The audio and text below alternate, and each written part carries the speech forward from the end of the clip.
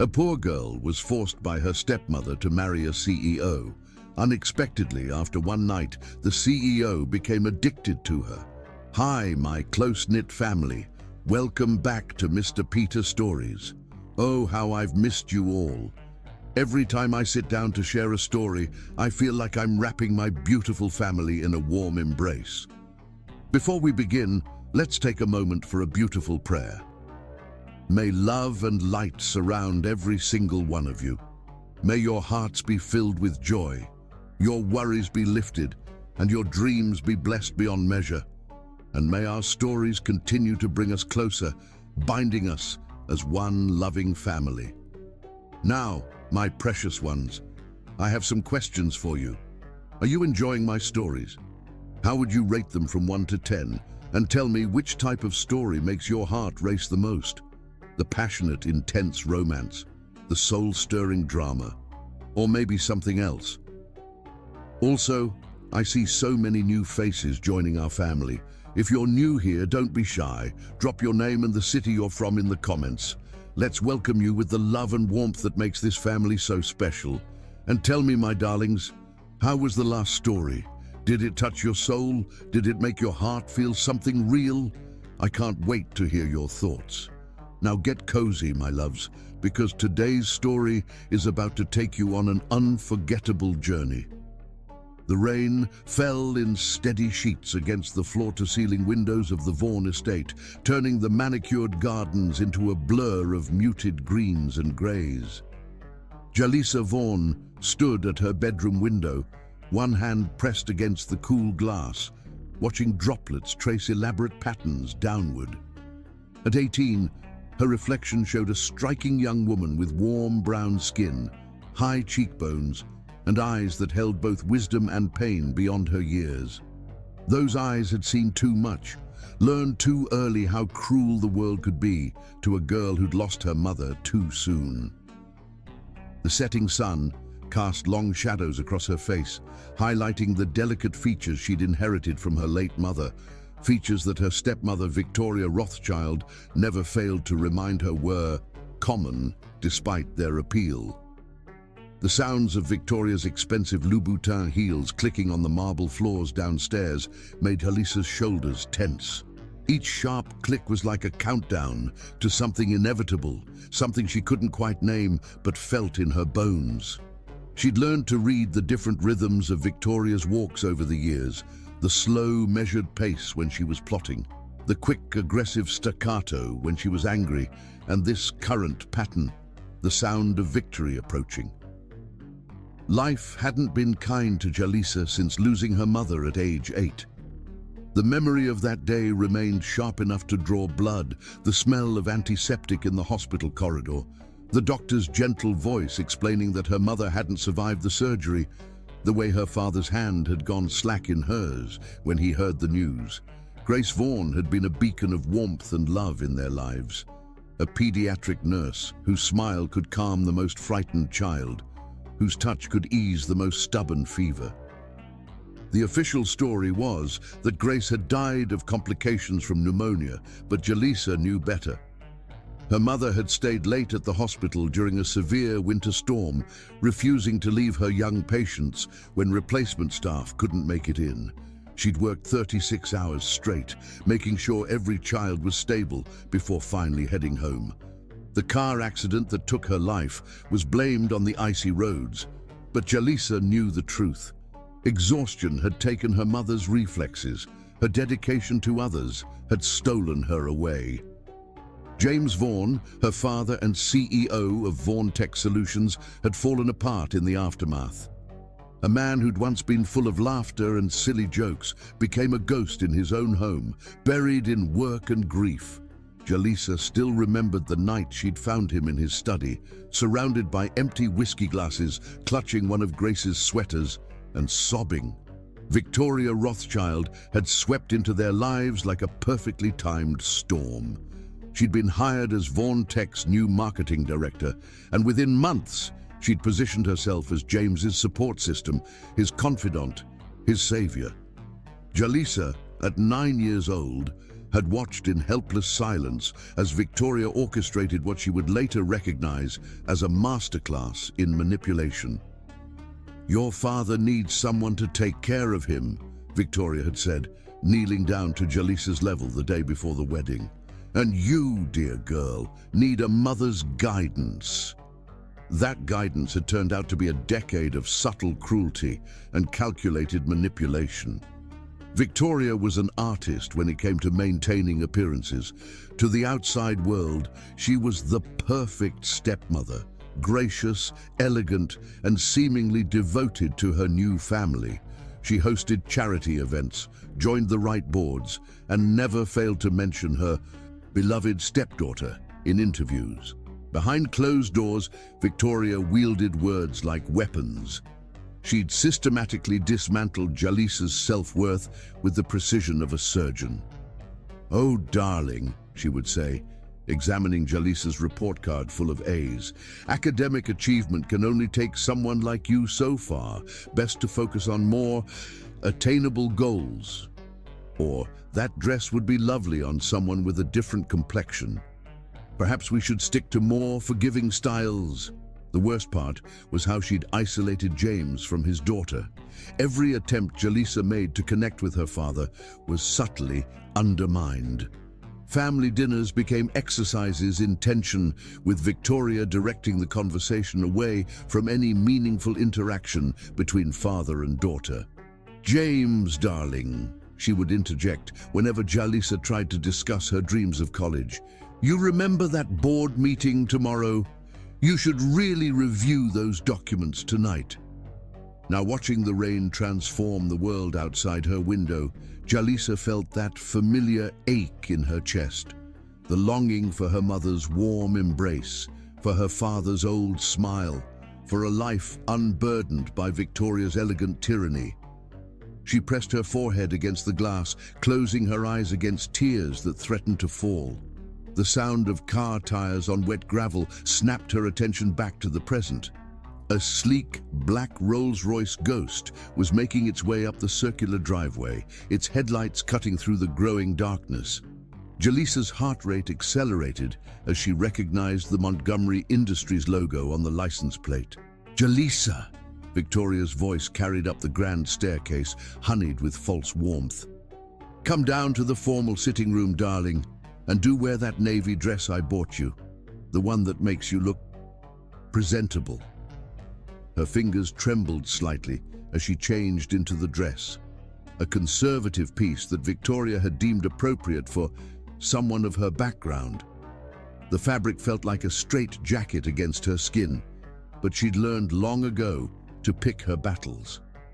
As she fastened the pearl necklace that had belonged to her mother, one of the few pieces Victoria hadn't managed to misplace over the years, Jalisa caught her reflection in the full-length mirror.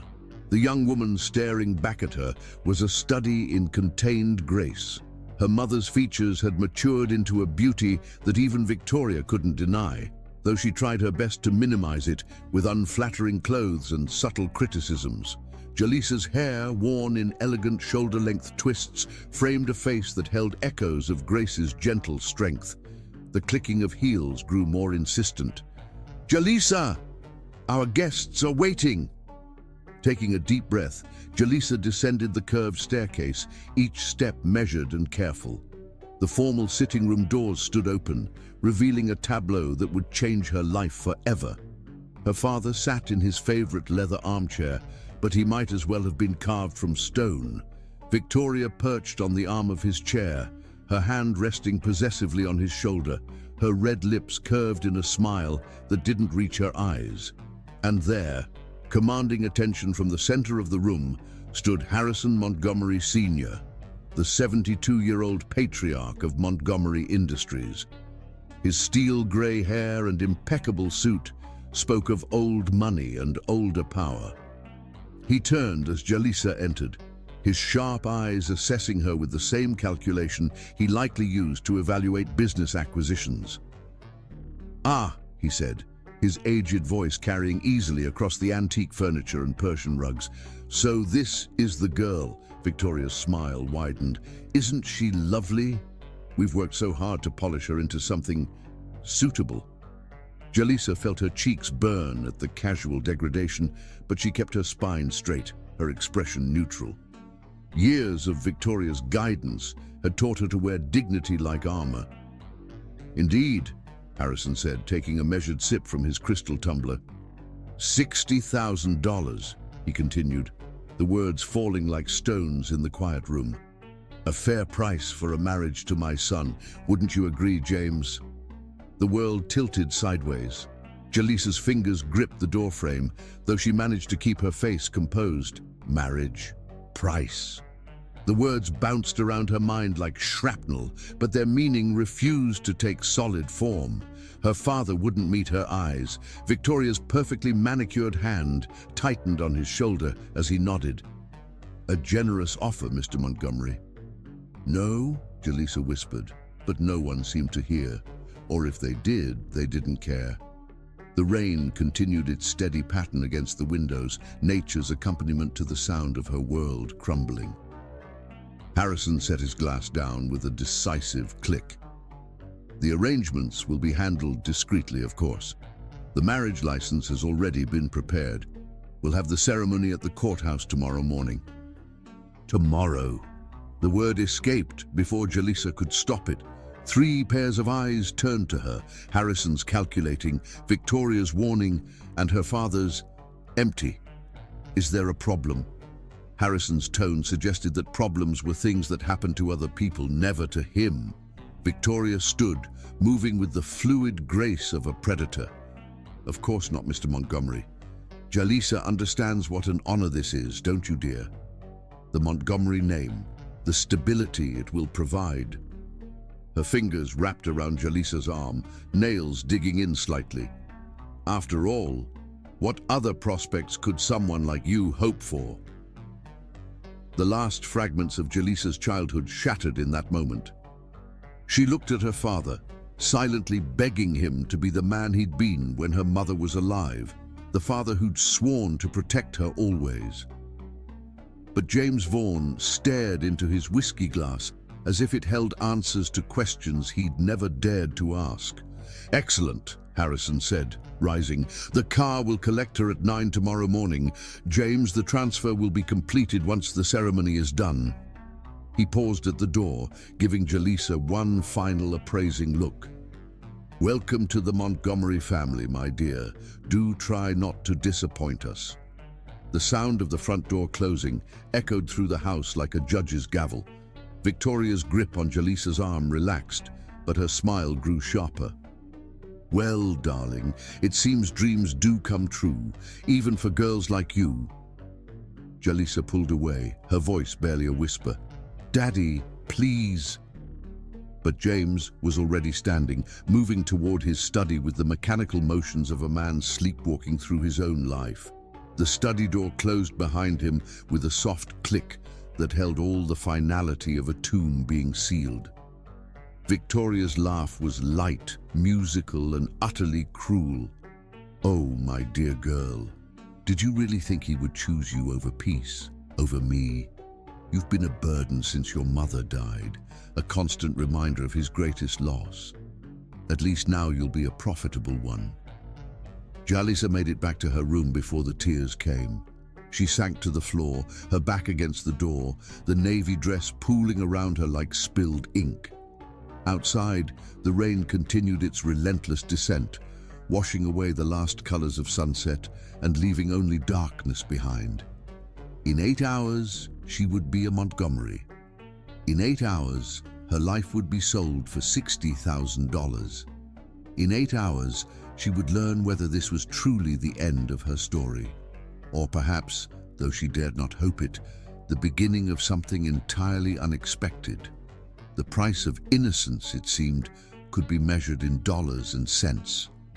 But the cost of survival, that would be calculated in tears, in silence, and in the fierce determination that burned beneath her grief. Tomorrow would come, bringing with it a new name and a new cage. But tonight, Jalisa Vaughan allowed herself one last moment of freedom, one last cry for the girl she'd been, and one last prayer for the woman she would need to become. Chapter 2. The Unexpected Groom. The courthouse's fluorescent lights cast a harsh glow over Jalisa's skin as she sat alone on a wooden bench outside courtroom B.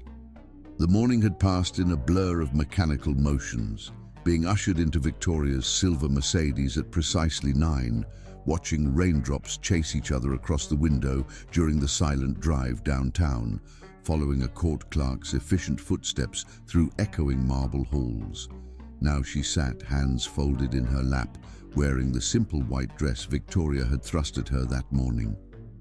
Nothing too presumptuous, her stepmother had sneered, smoothing the cotton fabric with critical fingers.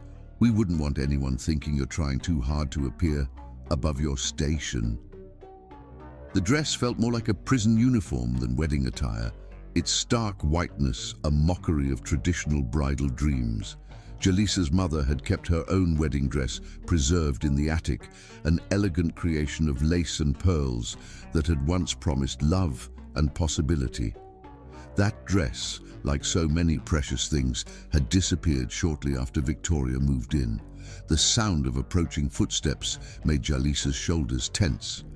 But instead of Victoria's sharp heels or Harrison Sr.'s measured stride, these steps were quick and light. A young court clerk appeared, her face sympathetic as she took in Jalisa's solitary figure. "The judge will be ready in about 20 minutes, she said softly. "Would you like some water?" Jalisa managed a small shake of her head. Her throat felt too tight for water, too tight for air. The reality of what was about to happen pressed against her chest like a weight. She hadn't even seen a photo of Harrison Montgomery Jr., her intended husband. Victoria had been deliberately vague about him, offering only cutting remarks about how Jalisa should be grateful, a girl like her marrying into the Montgomery family. It was more than she deserved. The questions that had kept her awake all night tumbled through her mind again. How old was he? What kind of man would agree to this arrangement? Would he be cruel like his father, seeing her as nothing more than a purchased commodity? Or worse, would he be weak like her own father, unable to stand against the tide of manipulation and control? The click of heels against marble announced Victoria's arrival. She swept around the corner like a perfectly coiffed storm, James trailing in her wake like a shadow. Harrison Montgomery Sr. followed, his presence commanding attention even in the mundane setting of a courthouse hallway. "Well," Victoria said, her voice carrying just enough to draw curious glances from passing courthouse staff. "Isn't this exciting, darling? A Montgomery wedding. Who would have thought?" The emphasis she placed on Montgomery made it clear she found the whole situation both amusing and slightly distasteful. Jalisa kept her eyes fixed on her hands, noting distantly that her mother's delicate gold ring, the only piece of jewelry she'd been allowed to wear today, caught the fluorescent light like a trapped star. "The papers are ready," Harrison Sr. announced, his tone suggesting he was concluding a business merger rather than arranging his son's marriage. "We're just waiting on Patrick to arrive." Patrick. So that was his name. Jalisa turned it over in her mind, trying to form a picture of the man who would soon be her husband. The name felt solid, traditional, a name that belonged in oak-paneled boardrooms and private club lounges. More footsteps echoed through the corridor, these ones different, strong, purposeful, but unhurried. Jalisa kept her eyes down, counting the squares in the courthouse's linoleum floor. 1, 2, 3. "Patrick," Harrison Sr.'s voice carried a note of warning. "You're nearly late. Traffic was unavoidable, Father. Though I suspect you knew that when you arranged this morning's timing." The voice that answered Harrison Sr. was nothing like Jalisa had imagined. Deep but gentle, with an undertone of steel that suggested its owner was used to standing his ground. Despite herself, she looked up. Patrick Harrison Montgomery stood 6'2", with broad shoulders and the kind of face that belonged in fashion magazines rather than merger announcements. At 33, he carried himself with the easy confidence of someone who'd earned his success rather than inherited it.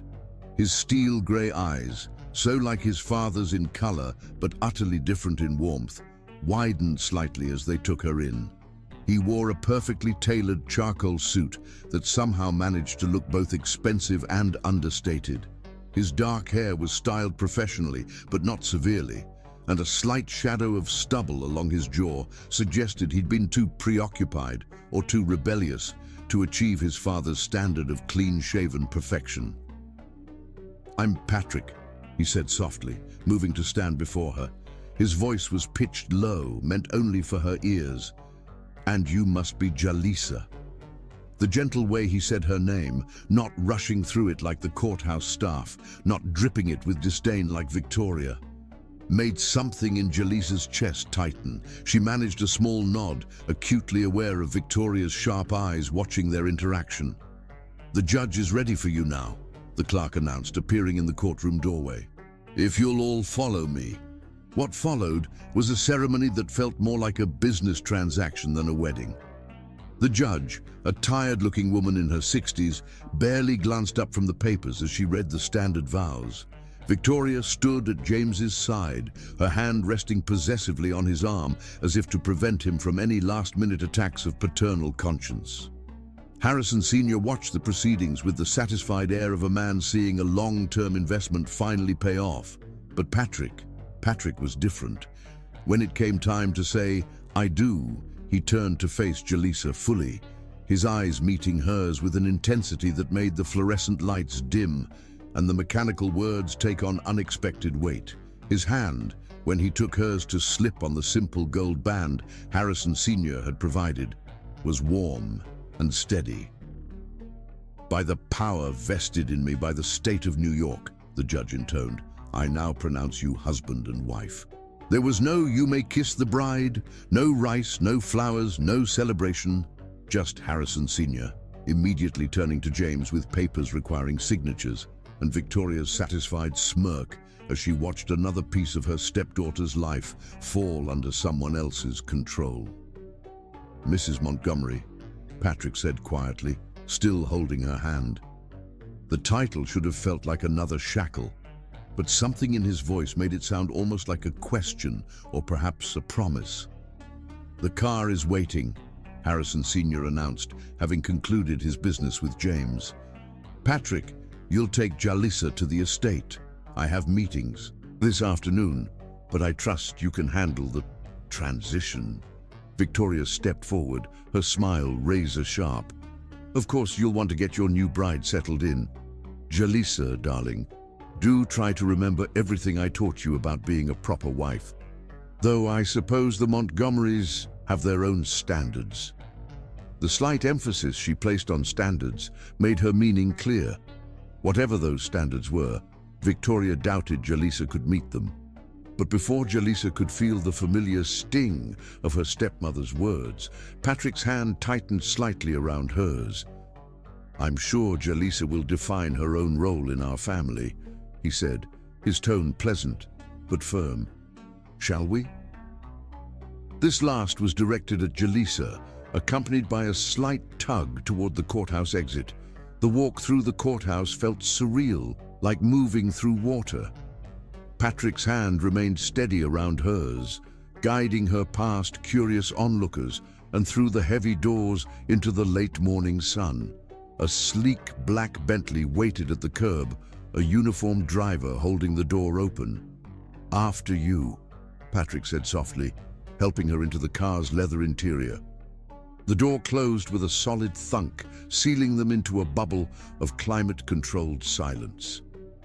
Moments later, Patrick slid in beside her, and the car pulled smoothly away from the curb. Only then did Jalisa realize she hadn't said goodbye to her father. She turned to look through the rear window, but the courthouse was already disappearing around a corner, taking with it the last fragments of her old life. "Here." Patrick's voice drew her attention back. He was holding out a pristine white handkerchief, monogrammed with his initials, "For the tears you're trying not to shed." The simple kindness in the gesture broke something inside her. Jalisa took the handkerchief, pressing it to her eyes as the first tears fell. She waited for him to sigh in annoyance or make some cutting remark about emotional displays, but Patrick remained quietly present beside her, neither touching her nor pulling away. When she finally regained her composure, the car was crossing the Queensboro Bridge, Manhattan's skyline rising before them like a crystal forest. Patrick's voice, when he spoke again, held none of the awkwardness she'd expected. "I want you to know something," he said, his voice gentle but firm. "I had no idea about the arrangement my father made. I found out this morning." Jalisa turned to look at him, studying his profile against the city backdrop. "Then why? Why did I go through with it?" He met her gaze steadily. "Because I knew if I refused, he would have found someone else. Someone who might not care about treating you with respect. My father's deals always go through one way or another, at least this way." He trailed off, but Jalisa understood. At least this way she had ended up with someone who seemed to have a conscience, someone who looked at her and saw a person rather than a possession. The car turned onto Fifth Avenue, joining the steady flow of traffic heading uptown. Patrick shifted slightly in his seat, loosening his tie. "I know this isn't what either of us would have chosen, but I want to make something clear. In this marriage, you'll be my equal, not my property. Whatever game my father and your stepmother think they're playing, we don't have to play by their rules." The words were like oxygen after a long time underwater.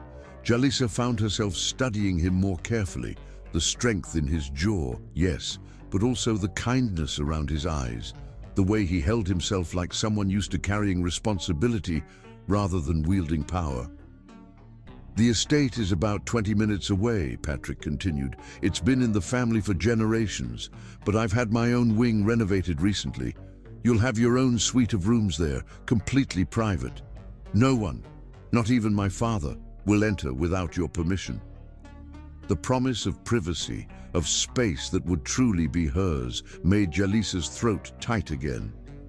Even in her father's house, Victoria had felt free to enter her room at will, to rearrange, criticize, and remind Jalisa that nothing really belonged to her. As if reading her thoughts, Patrick added, "The staff answers to me, not my father. They're good people who value discretion. Whatever you need, changes to the rooms, different furniture, new clothes, just ask. Consider it part of making this situation as bearable as possible." The car turned through elaborate iron gates, following a curved driveway through manicured grounds. The Montgomery estate rose before them, a masterpiece of Gothic Revival architecture set against the morning sky. To Jalisa's surprise, it didn't feel oppressive despite its grandeur. Something about the way sunlight played across its stone facades and multiple balconies made it seem almost welcoming. "Home, sweet home," Patrick murmured as the car came to a stop. But before the driver could open their door, he turned to face Jalisa fully. "One more thing. I know we're legally married now, but we'll take things at your pace. You're 18, barely starting your life. I won't let this arrangement steal your choices from you." The driver opened the door then, letting in a rush of autumn air that carried the scent of roses from the nearby garden. Patrick stepped out first, then offered his hand to help Jalisa emerge.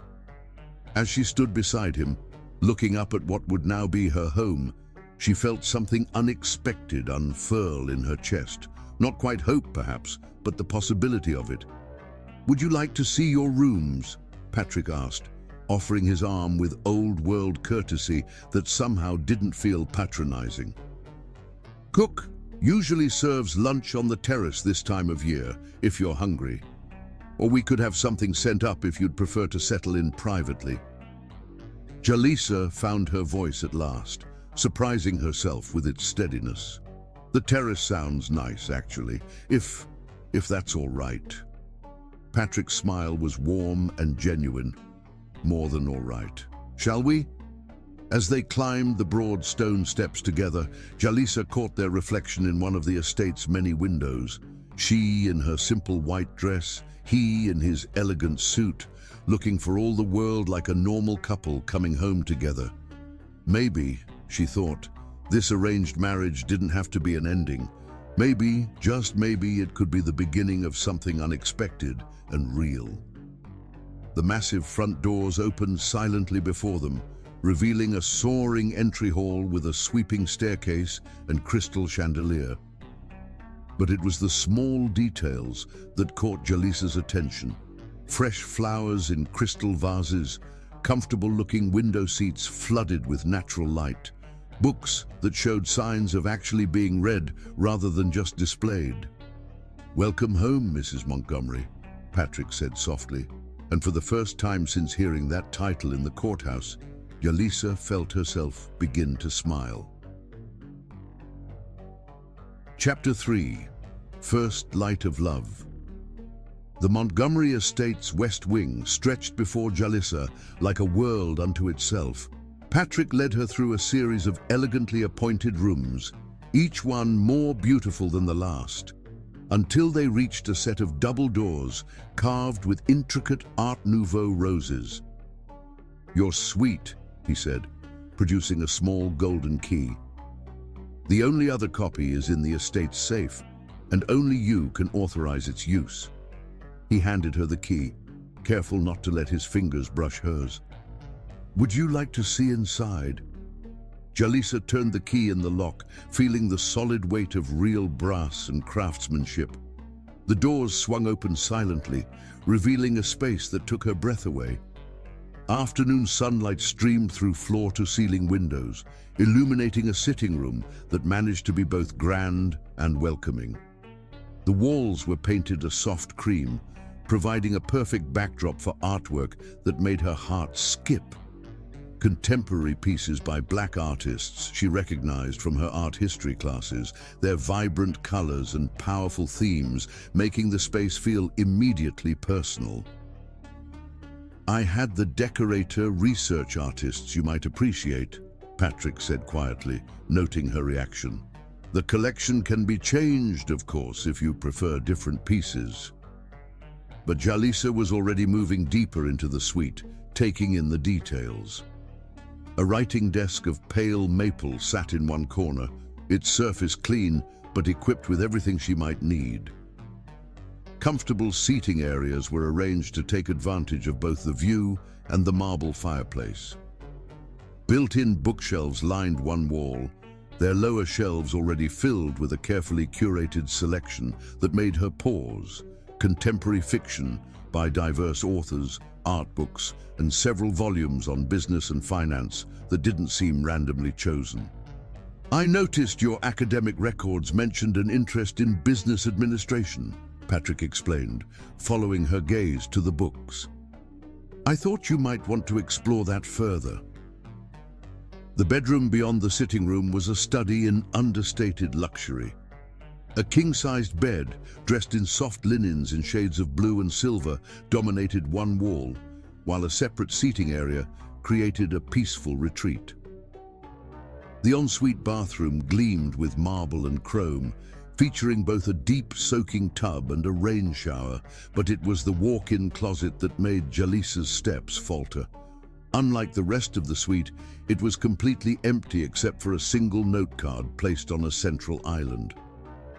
"I didn't want to presume," Patrick said, noticing her surprise. "There's a personal shopper on call whenever you're ready to build your wardrobe. Everything will be your choice. Styles, colors, designers. No one else's preferences or restrictions." The deliberate way he said restrictions made it clear he understood exactly how Victoria had used clothing as another form of control. Jalisa's fingers traced the edge of the note card, which contained the shopper's contact, information written in elegant script. "Thank you," she said softly, and meant it for more than just the closet. "Are you hungry?" Patrick asked, giving her space to compose herself. "We could have lunch brought up here if you'd prefer privacy, or—" "The terrace would be nice," Jalisa found herself saying. Something about Patrick's quiet consideration made her want to be brave, to step beyond the safety of these beautiful rooms. He smiled, and the expression transformed his entire face, softening the professional polish into something warmer. The terrace it is, then, though ... He gestured at the late September sunshine. Perhaps a wrap? The breeze can be cool this time of year. Before Jalisa could worry about not having appropriate clothing, Patrick moved to a discreet door she hadn't noticed. It opened to reveal a small selection of designer outerwear. Just basics for now, he said, until you can choose your own. The cashmere wrap she selected was the color of autumn leaves, soft as a whisper against her skin. Patrick led her through the wing's private corridors to a terrace that overlooked the estate's rose gardens. A table had been set for two, white linens bright against the stone balustrade, silver gleaming in the afternoon light. Mr. Patrick, an elderly woman in a housekeeper's uniform, appeared as they approached. Cooks prepared a light lunch menu, the salmon you like, fresh salads, and those little lemon tarts. She turned to Jalisa with a warm smile. Welcome, Mrs. Montgomery. I'm Mrs. Chen. If there's anything you need, day or night, just ring. Patrick held Jalisa's chair, waiting until she was settled before taking his own seat. A server appeared silently with water and a selection of fresh juices, then disappeared just as quietly. I meant what I said about the staff, Patrick said once they were alone. They're loyal to me, not my father. You won't be watched or reported on here. The implication that Harrison Sr. might have expected such surveillance made Jalisa's hands clench in her lap. But before she could dwell on it, their first course arrived, a delicate soup that smelled of fresh herbs and comfort. Tell me about yourself. Patrick's question was gentle, accompanied by a genuine smile. I'd like to know who I'm sharing my life with, beyond what's in the files my father's people compiled. Something in his tone made Jalisa look up sharply. You've seen those files? I insisted, once I learned of the arrangement this morning. I wanted to understand. He paused, choosing his words carefully. I wanted to understand what kind of person would agree to sell their daughter to the Montgomerys. The soup suddenly tasted like ashes in Jalisa's mouth. My father is a broken man who let himself be manipulated by a master, Patrick finished. The files were quite thorough about Victoria Rothschild's methods. The way he said her stepmother's name contained volumes of controlled anger. Jalisa found herself studying him more carefully, noting the tension in his jaw, the way his hands gripped his silverware just a fraction too tightly. You really didn't know, she asked, about the arrangement? Patrick set down his spoon, meeting her gaze directly. Number Y was in London all last week, closing a deal that will move our clean energy division into European markets. I flew back last night, and this morning my father called me to his study. He presented the whole thing as a fait accompli. The paper's ready, the courthouse booked, you already on your way downtown. But you agreed, Jalisa said softly. Why? Because I know my father. Patrick's voice held a lifetime of understanding. If I'd refused, he would have found someone else in our circle to marry you.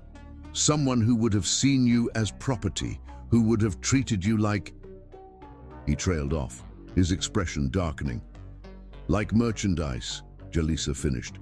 Purchased and owned. Yes.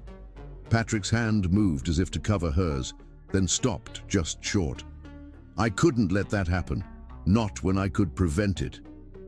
Their main course arrived, perfectly grilled salmon on a bed of seasonal vegetables, the presentation worthy of a fine restaurant. They ate in companionable silence for a few moments, each processing the morning's events. You asked about me, Jalisa said finally. What would you like to know? Patrick's smile returned, warming his grey eyes. Everything. Your dreams, your fears, your favorite books. What makes you laugh? What makes you angry? who you are when no one's watching. The simple honesty in his voice made something in Jalisa's chest ache. How long had it been since anyone had genuinely wanted to know her? Since Victoria's arrival, she'd been trained to be invisible, to take up as little space as possible in her own life.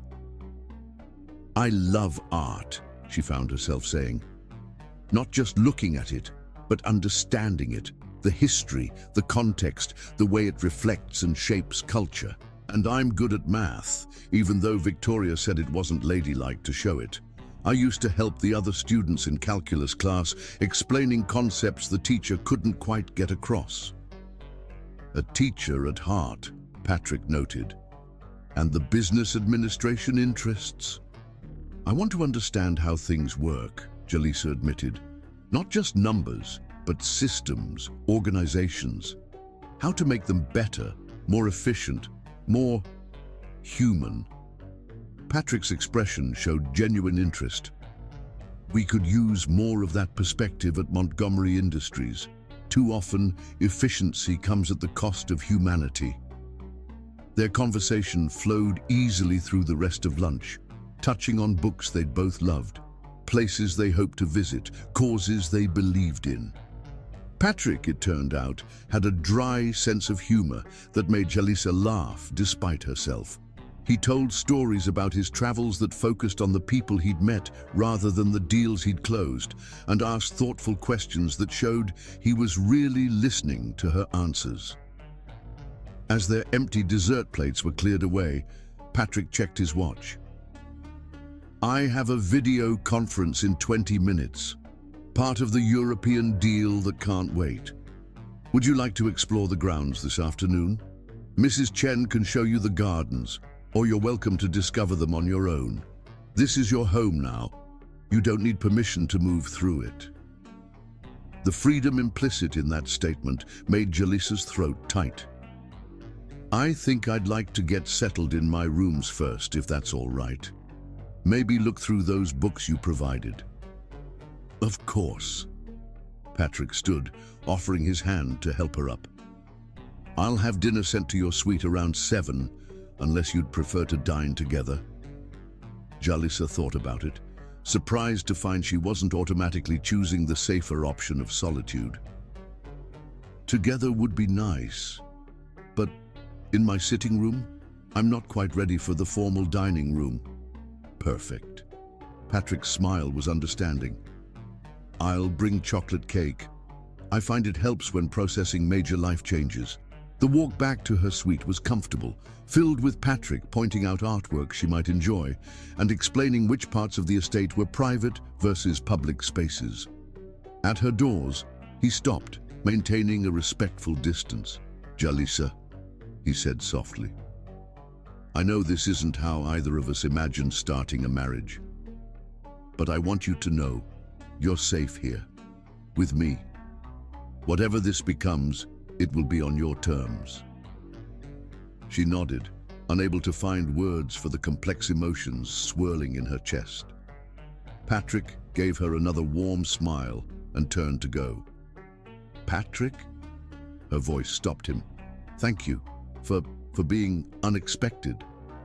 His laugh was gentle. "I think we're both going to be full of surprises." Alone in her suite, Jalisa moved through the rooms slowly, really taking in the details. Someone, probably Mrs. Chen, had unpacked the small bag she'd brought from home, arranging her few possessions with care. Her mother's photo, the one she kept hidden from Victoria, sat in a new silver frame on the bedside table. The afternoon sun painted patterns on the pale carpet as Jalisa curled up in a window seat with one of the business books, but her mind kept drifting to lunch, to the way Patrick listened as if her thoughts mattered, to the genuine interest in his eyes when she spoke about her dreams. She thought about Victoria's sneering predictions of what marriage to a Montgomery would mean, about Harrison C's cold assessment of her worth in dollars and cents. But Patrick was different. He saw her not as a possession or a problem, but as a person, a partner. As the sun began to set, painting the sky in shades of rose and gold, Jalisa found herself looking forward to dinner, to more conversation, to chocolate cake, to discovering who they might become together. This morning, she'd been a bride sold to the highest bidder. Tonight, she was something else, something undefined but full of possibility. The first light of something that felt dangerously like hope began to warm her heart. Perhaps this arranged marriage, this business transaction disguised as a wedding, could become something real, something chosen rather than imposed, something unexpected and beautiful, like roses blooming in winter. Jalisa touched the soft cashmere wrap still draped around her shoulders, remembering Patrick's quiet consideration. Yes, she thought, this could be the beginning of something extraordinary. Not because it was forced upon them, but because they might choose it day by day, conversation by conversation, moment by moment. The future stretched before her like an unwritten story, and for the first time since losing her mother, Jalisa felt ready to turn the page. Chapter 4. Breaking Down Walls. Over the next few weeks, Patrick showed Jalisa a world she'd never known existed. It wasn't just the material things, though he did ensure she had everything. She needed to feel comfortable in her new life. It was the way he went about it, the thoughtfulness behind each gesture, the constant respect for her autonomy. The morning after their wedding, a sleek black credit card appeared on her breakfast tray, along with a note in Patrick's precise handwriting, "For whatever you need or want. No limits, no questions asked. This is your home now, make it yours." But he didn't just hand her money and disappear. When Jalisa mentioned wanting to update her wardrobe, Patrick arranged for several top designers to bring their collections to the estate. He stayed for the first few minutes, making it clear to everyone that Mrs. Montgomery was to be treated with the utmost respect, then left her to make her own choices without hovering or influencing her decisions. "These clothes are armor," he'd said quietly before leaving. "Choose pieces that make you feel strong." The designers had been surprisingly kind, taking time to understand Jalisa's style preferences rather than trying to force their own vision on her. For the first time in years, she was able to select clothes that actually reflected who she was. Elegant but comfortable, professional but youthful, with colors that complemented her skin tone rather than trying to downplay it. One afternoon, about 2 weeks into their marriage, Patrick found her in the estate's library, surrounded by college brochures. He'd paused in the doorway, taking in the scene, then entered quietly and sat in the armchair across from her. "Columbia has an excellent business program," he said, noting the brochure in her hands. "Their focus on ethical leadership is particularly strong." Jalisa had tensed, waiting for the other shoe to drop, but Patrick simply pulled out his phone and started making notes. "I'll have the admissions office send over the full application package. Early decision deadline is November 1st, so we have time to put together a strong application." "Victoria always said college would be a waste," Jalisa found herself saying. "That no amount of education could change certain facts about me." Patrick's expression darkened momentarily. "Victoria Rothschild," he said carefully, "is an expert at destroying dreams to maintain control. But she's wrong. Apply wherever you want, Jalisa. I'll handle the costs." "Your father won't approve," she warned, remembering Harrison Sr.'s comments about a wife's proper place. Patrick's smile held a hint of steel.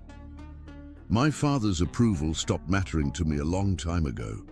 Besides," he added, his tone lightening, "Montgomery Industries could use more executives with actual ethics training. The old guard's idea of corporate responsibility begins and ends with tax-deductible donations to their favorite charities." That conversation marked a turning point in their relationship. Jalisa began to see that Patrick wasn't just being kind out of obligation. He genuinely supported her dreams, believed in her potential.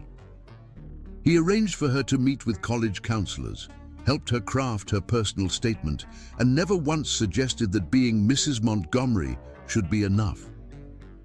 Their evenings fell into a comfortable routine.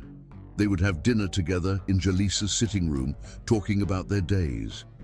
Patrick shared stories from board meetings and business deals, always asking her opinion on thorny ethical questions.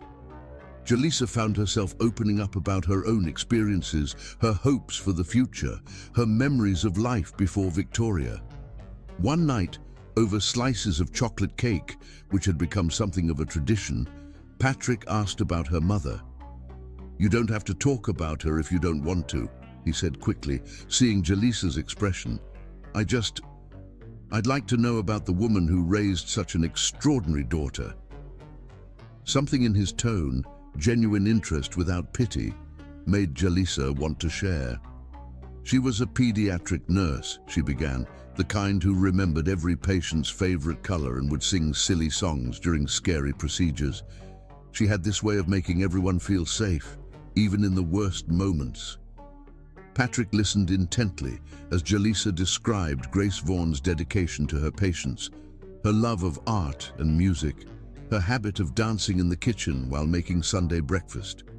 He asked thoughtful questions that showed he was really hearing her, really wanting to understand.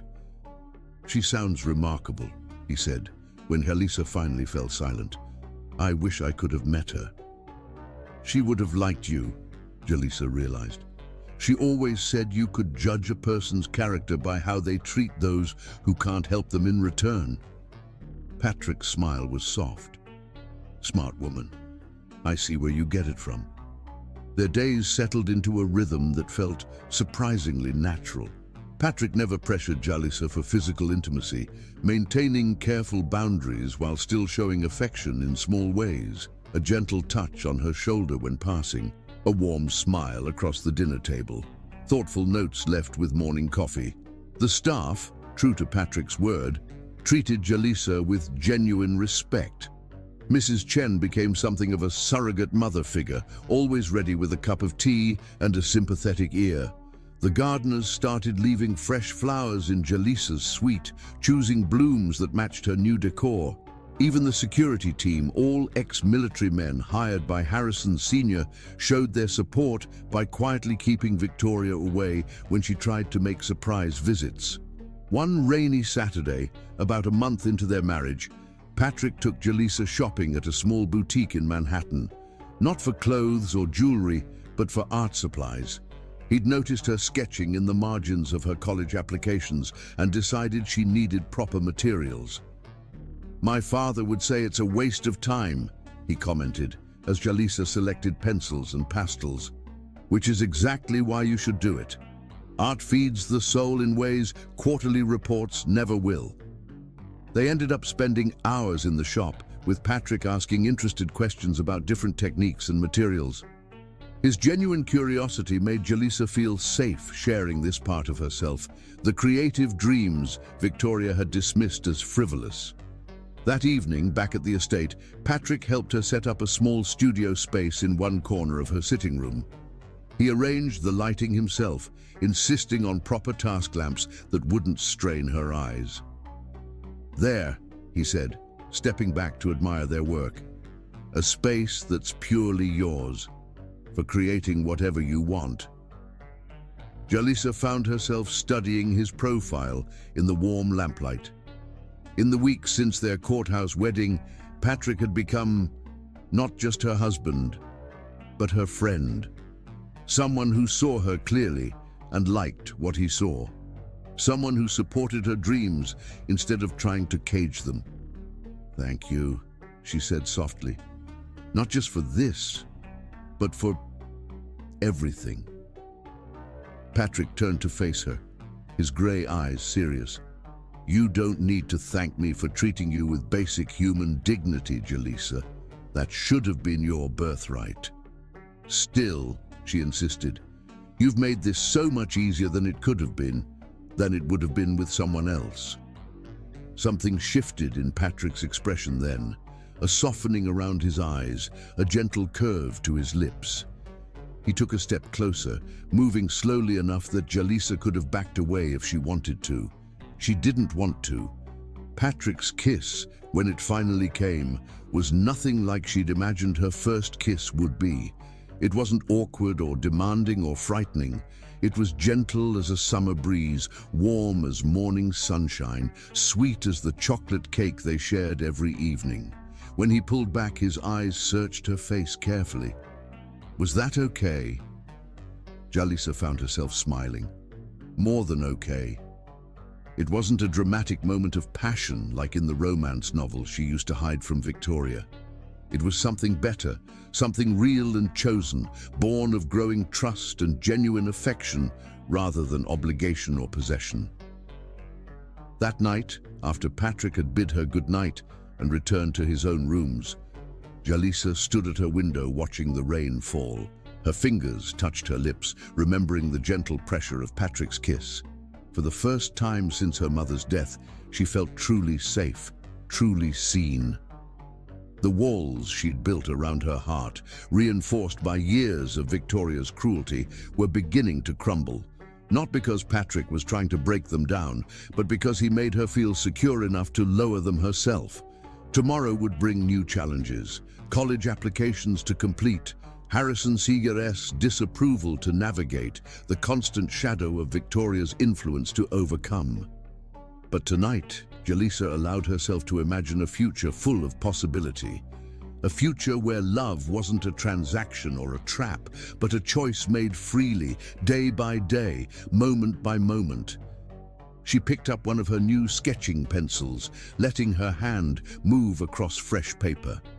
The face that emerged wasn't young Jalisa hiding from Victoria's sharp words, or the scared bride at the courthouse. It was the woman she was becoming, strong, hopeful, ready to embrace whatever came next. A woman worthy of love. A woman Patrick saw clearly, believed in completely, and chose to kiss not out of duty, but out of genuine desire. Outside, the rain continued its gentle rhythm against the windows. Inside, Jalisa Montgomery smiled and kept drawing, adding touches of light to her self-portrait's eyes. Eyes that no longer held just pain and wisdom, but something new and precious. The first delicate blooms of love growing in the most unexpected garden. Chapter 5. Shadows of the Past. Their growing happiness couldn't remain untouched forever. The first crack in their peaceful world appeared at the annual Montgomery Industries Charity Gala, 6 weeks into their marriage. Jalisa had been nervous about attending, knowing it would be her first major public appearance as Mrs. Montgomery. Patrick had been characteristically thoughtful about the event. He'd arranged for a top stylist to help Jalisa select the perfect gown, a midnight blue creation that made her feel like a queen. The designer had incorporated subtle African patterns into the beadwork, a detail that brought tears to Jalisa's eyes when she noticed it. "Beautiful," Patrick had said simply when he saw her ready for the gala. The pride in his eyes gave her courage. The ballroom of the Plaza Hotel glittered with New York's elite. Diamonds caught the light like stars, champagne flowed freely, and conversation hummed at a perfectly modulated volume. Patrick kept Jalisa close, his hand warm at the small of her back as he introduced her to business associates and society figures. Most people were polite, if reserved. A few were genuinely welcoming, particularly the younger executives who appreciated Patrick's progressive approach to business. But there were also whispers, sidelong glances, barely concealed smirks behind champagne flutes. Victoria's arrival changed the temperature of the room instantly. She swept in on James's arm, wearing a dress that cost more than most people's cars. Her smile, when she spotted Jalisa, was razor sharp. "Darling," she cooed, air-kissing Jalisa's cheek. "How surprisingly well you clean up, though perhaps a bit overdressed. We wouldn't want anyone thinking you're trying too hard to fit in." Patrick's hand tightened slightly on Jalisa's waist. "Mrs. Vaughn," he said coolly, "I wasn't aware you were on the guest list." Victoria's laugh tinkled like breaking glass. "Oh, but I'm on all the right lists now, dear boy. Your father has been most accommodating." James stood slightly behind his wife, his eyes fixed on his drink. He barely glanced at Jalisa, though his hands trembled slightly when Victoria mentioned Harrison Sr.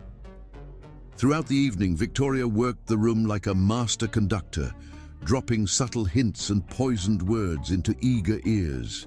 Jalisa tried to ignore it, focusing instead on the meaningful conversations Patrick was having about Montgomery Industries' new charitable initiatives. But then she overheard a conversation near the ladies' room that made her blood freeze.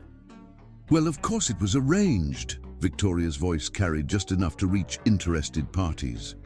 The girl practically threw herself at Harrison Sr., batting those eyes and playing on his protective instincts. Though I suppose we shouldn't be surprised, like mother, like daughter. "What do you mean?" another woman asked eagerly. "Oh, didn't you know? Her mother was quite the social climber herself. How else does a simple nurse end up married to a CEO, though at least Grace had the decency to die before she could spend too much of the family money?" Jalisa's vision blurred with tears. She turned to flee, but found Patrick standing behind her, his face set in lines of cold fury. "Mrs. Vaughn," his voice cut through the murmuring crowd. "A word, if you please." Victoria's smile didn't waver. "Of course, dear. Though I was just sharing some family history, nothing improper about that." "Interesting definition of proper," Patrick said, his tone arctic. "I've had investigators looking into your financial activities for the past month. Would you like to discuss what they found?" The color drained from Victoria's face. "I'm sure I don't know what you mean." "No?" Patrick's smile was terrifying in its gentleness. "The offshore accounts? The creative accounting at Vaughntech? The systematic embezzlement that began, coincidentally, right after you married James?" The whispers in the crowd took on a different tone. Victoria's perfectly manicured hand clutched her champagne flute so tightly it threatened to shatter. "How dare you?" she hissed. "You have no proof." "I have every proof," Patrick replied calmly. "Every transaction, every hidden account, every penny you've stolen from the man you claim to love. Would you like to see the files? I had them delivered to the SEC this morning." James stepped forward then, his face ashen. "Victoria? What is he talking about?" But Victoria was already backing away, her composure cracking like fine china.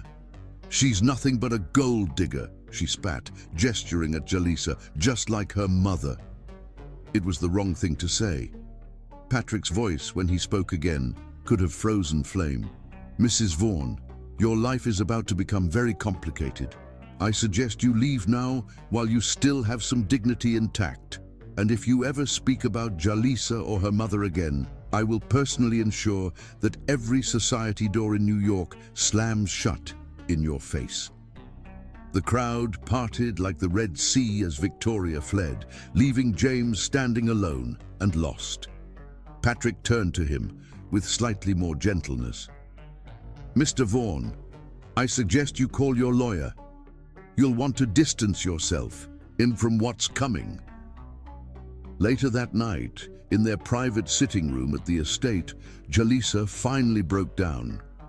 The tears she'd held back at the gala poured out as Patrick held her close. "How could she?" Jalisa sobbed. "How could she say those things about my mother?" Patrick's arms tightened around her. "Because she's a bitter woman who can't stand to see real love or goodness. Your mother was a nurse who died saving 3 children from a burning building," he whispered.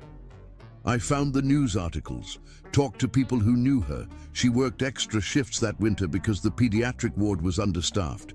She stayed late that night because 2 of her young patients had fevers that wouldn't break. The car accident happened because she was exhausted from caring for others." He pulled back slightly, cupping Jalisa's face in his hands. "You're exactly like her. Brave, selfless, and absolutely extraordinary." Victoria attacked her memory because she knows she'll never be half the woman your mother was. Jaleesa looked up at him through tear-stained lashes. You investigated my mother. I wanted to know about the woman who raised you, Patrick said softly. I found articles about her work at the hospital, interviews with parents whose children she'd helped, letters from colleagues praising her dedication. She was beloved, Jaleesa. Her funeral was standing room only. Hundreds of people whose lives she'd touched. Fresh tears fell, but these were different, healing tears, washing away years of Victoria's poison. Tell me more, she whispered. Patrick spent the next hour sharing everything he'd learned about Grace Vaughan, how she'd started a program to bring art therapy to sick children, how she'd organized a fund to help families with medical expenses, how she'd met James at a hospital fundraiser where she'd been speaking about pediatric care initiatives. She wasn't a social climber, he said firmly. She was a force for good who happened to fall in love with a man who recognized her worth, just like her daughter. Jaleesa curled closer into his embrace, letting his words and the steady beat of his heart soothe her pain. When did you start the investigation into Victoria? The day after our wedding, Patrick admitted. I knew someone like her wouldn't let go of control easily. I wanted to be prepared when she tried to hurt you again. The protective anger in his voice made Jaleesa's heart swell. This was more than the kindness he'd shown since their arranged marriage. This was fierce, deliberate defense of her happiness. What will happen to her? She asked. The SEC investigation will take time, but the evidence is solid. She'll likely face charges for financial fraud. Your father, Patrick sighed. He'll need support to get through this, but maybe now he can finally break free of her influence. Jaleesa thought about James, standing alone in that glittering ballroom, his world crumbling around him. He let her control him for so long. Grief makes people vulnerable, Patrick said gently. Victoria exploited that vulnerability. But it's not too late for him to find his way back to being the father you remember. They sat in comfortable silence for a while, watching the fire dance in the hearth. Finally, Jaleesa spoke again. Thank you, not just for defending me, but for defending my mother's memory. Patrick pressed a kiss to her temple. Your mother's legacy lives in you, in your kindness, your strength, your desire to help others. Victoria couldn't destroy that, no matter how hard she tried. That night, as Jaleesa prepared for bed, she looked at her mother's photo on the bedside table. Grace Vaughan smiled back at her, radiating the warmth and love that Victoria had tried to erase from history. You'd like him, Mom, Jaleesa whispered to the picture. He sees me, really sees me, and he's not afraid to fight for what's right. Outside her window, the moon cast silver light over the estate's gardens. Tomorrow would bring challenges, dealing with the fallout from Victoria's exposure, helping James navigate his new reality, facing the society gossips who'd witnessed it all. But tonight, Jaleesa felt stronger than she had in years. Victoria's shadows were finally being banished, pushed back by the light of truth and love. Patrick had given her more than protection. He'd given her back her mother's true story, her own worth, and the promise of a future where love didn't have to hide in shadows. As she drifted off to sleep, Jaleesa smiled, remembering something her mother used to say, "The truth always comes to light, sweetheart, and when it does, it sets us free." Chapter 6. Rise of the Phoenix. Jaleesa threw herself into her studies with renewed determination after Victoria's downfall. The acceptance letter from Columbia's School of Business arrived on a crisp October morning, accompanied by a personal note from the dean praising her application essay on ethical leadership in modern corporations. Patrick had found her crying happy tears in her study, the letter clutched to her chest. Without a word, he'd swept her into a celebratory hug, then immediately called Mrs. Chen to arrange champagne and her favorite chocolate cake. "I knew you could do it," he said later as they sat in their favorite spot on her private terrace. "The admissions board would have been crazy to pass up someone with your insight and drive." Jalisa traced the Columbia letterhead with trembling fingers. "I still can't quite believe it's real. Victoria always said—" "Victoria," Patrick interrupted gently, "is currently facing federal charges for embezzlement. I think we can safely discount her opinions on anything." The investigation into Victoria's financial dealings had revealed a web of fraud that stretched back years. She had been systematically siphoning money from Vaughan Tech, using sophisticated accounting tricks to hide her theft. The evidence Patrick's investigators had uncovered was damning.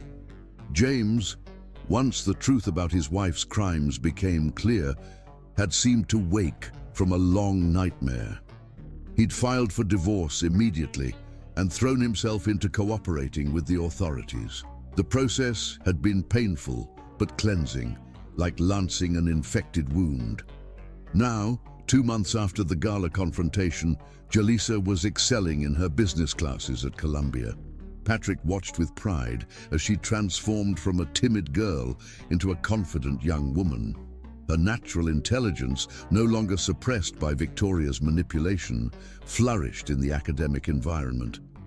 "I have a surprise for you," Patrick said one evening, joining her in the library where she was working on a case study analysis. "How would you feel about putting some of your business theory into practice?" Jalisa looked up from her textbooks, intrigued. "What did you have in mind?"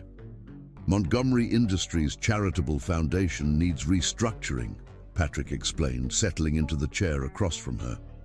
"The current model is outdated, too focused on tax benefits and not enough on actual impact. I thought you might want to take a look at it." The trust in his voice made Jalisa's heart swell. "You'd let me do that?" Patrick's smile was warm. "Let you? I'm counting on you. Your perspective is exactly what we need. Someone who understands both business principles and human needs." Over the next few weeks, Jalisa immersed herself in studying the foundation's structure and operations. She collaborated with Patrick's team, conducted interviews with grant recipients, and developed a comprehensive proposal for reform. Her presentation to the foundation's board, including Harrison Sr., was a triumph of preparation and passion. She stood confidently at the head of the mahogany conference table, her voice clear and strong as she outlined her vision. "The current model treats charity as a business transaction," she explained, clicking through meticulously prepared slides.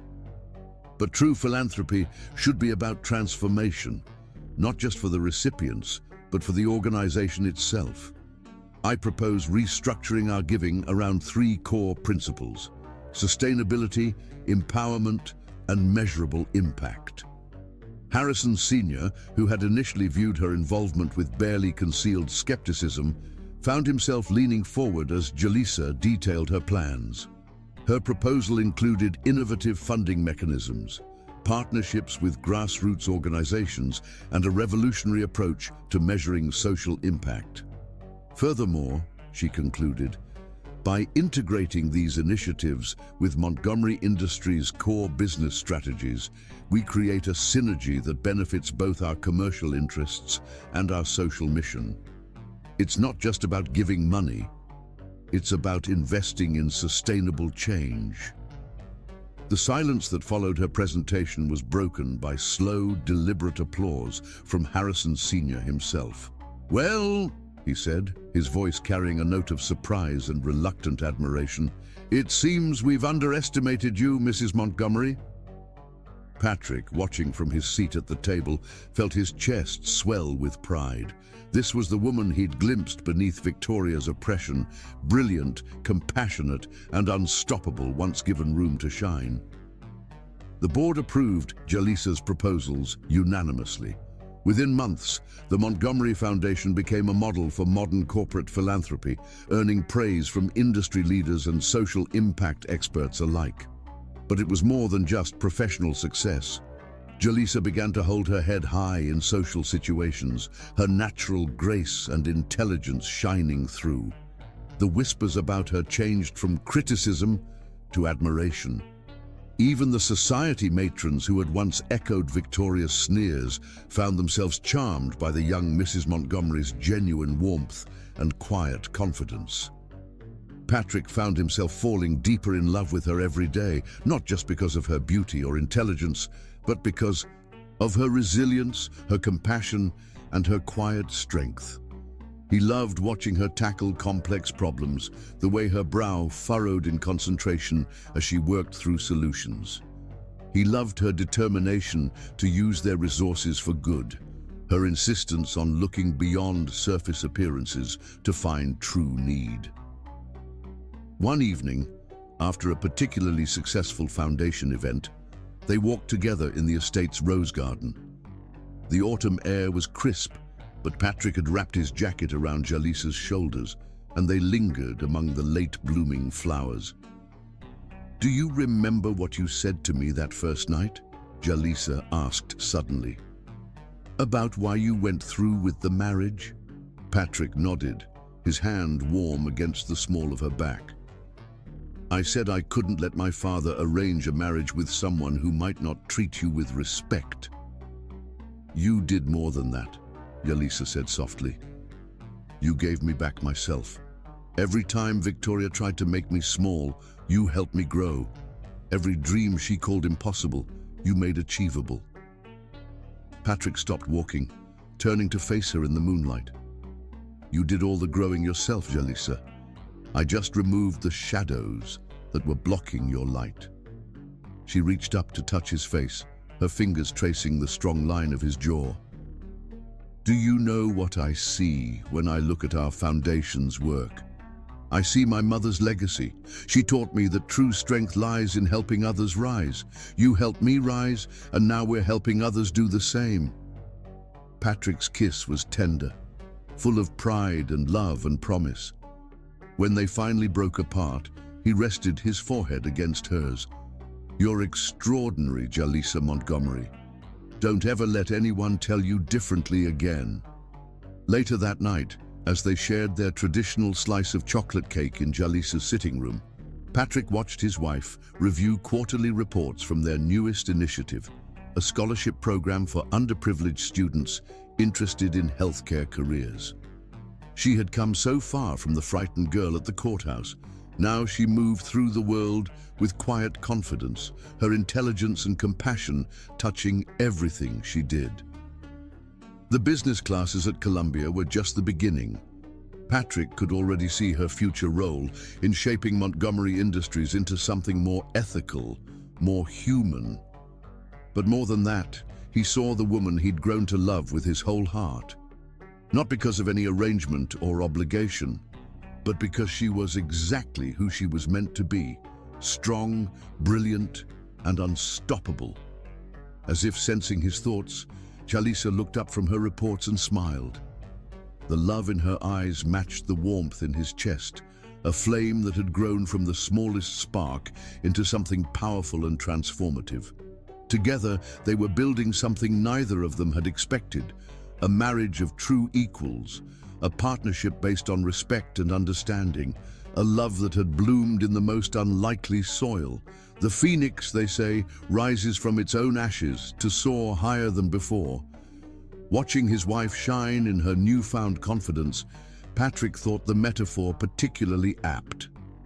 Jaleesa had emerged from the ashes of Victoria's cruelty, stronger and more beautiful than ever. And they were only just beginning. Chapter 7. Truth and Consequences. The evidence against Victoria was damning. In the weeks following her public confrontation at the gala, Patrick's investigators had uncovered layer upon layer of financial fraud. She had been embezzling from James's company for years, using the money to maintain her lavish lifestyle while treating Jaleesa like a servant. The investigation revealed a complex web of hidden accounts and falsified records. Victoria had systematically siphoned funds from Vorntech's operational accounts, disguising the transactions as legitimate business expenses. She had even created fake vendors and consultants, routing company money through shell corporations that led back to her personal accounts. When the police arrived at the Vaughan estate on a cold November morning, Victoria's perfectly manicured world crumbled. She had been in the middle of berating a maid about improper dusting when the officers appeared, warrant in hand. "This is ridiculous," she had sputtered, her composure cracking as they read her rights. "Do you have any idea who I am?" But her social status couldn't protect her from the weight of evidence. The prosecutors had built an airtight case, supported by years of documentation and testimony from Vorntech employees who had been silenced by fear of Victoria's influence.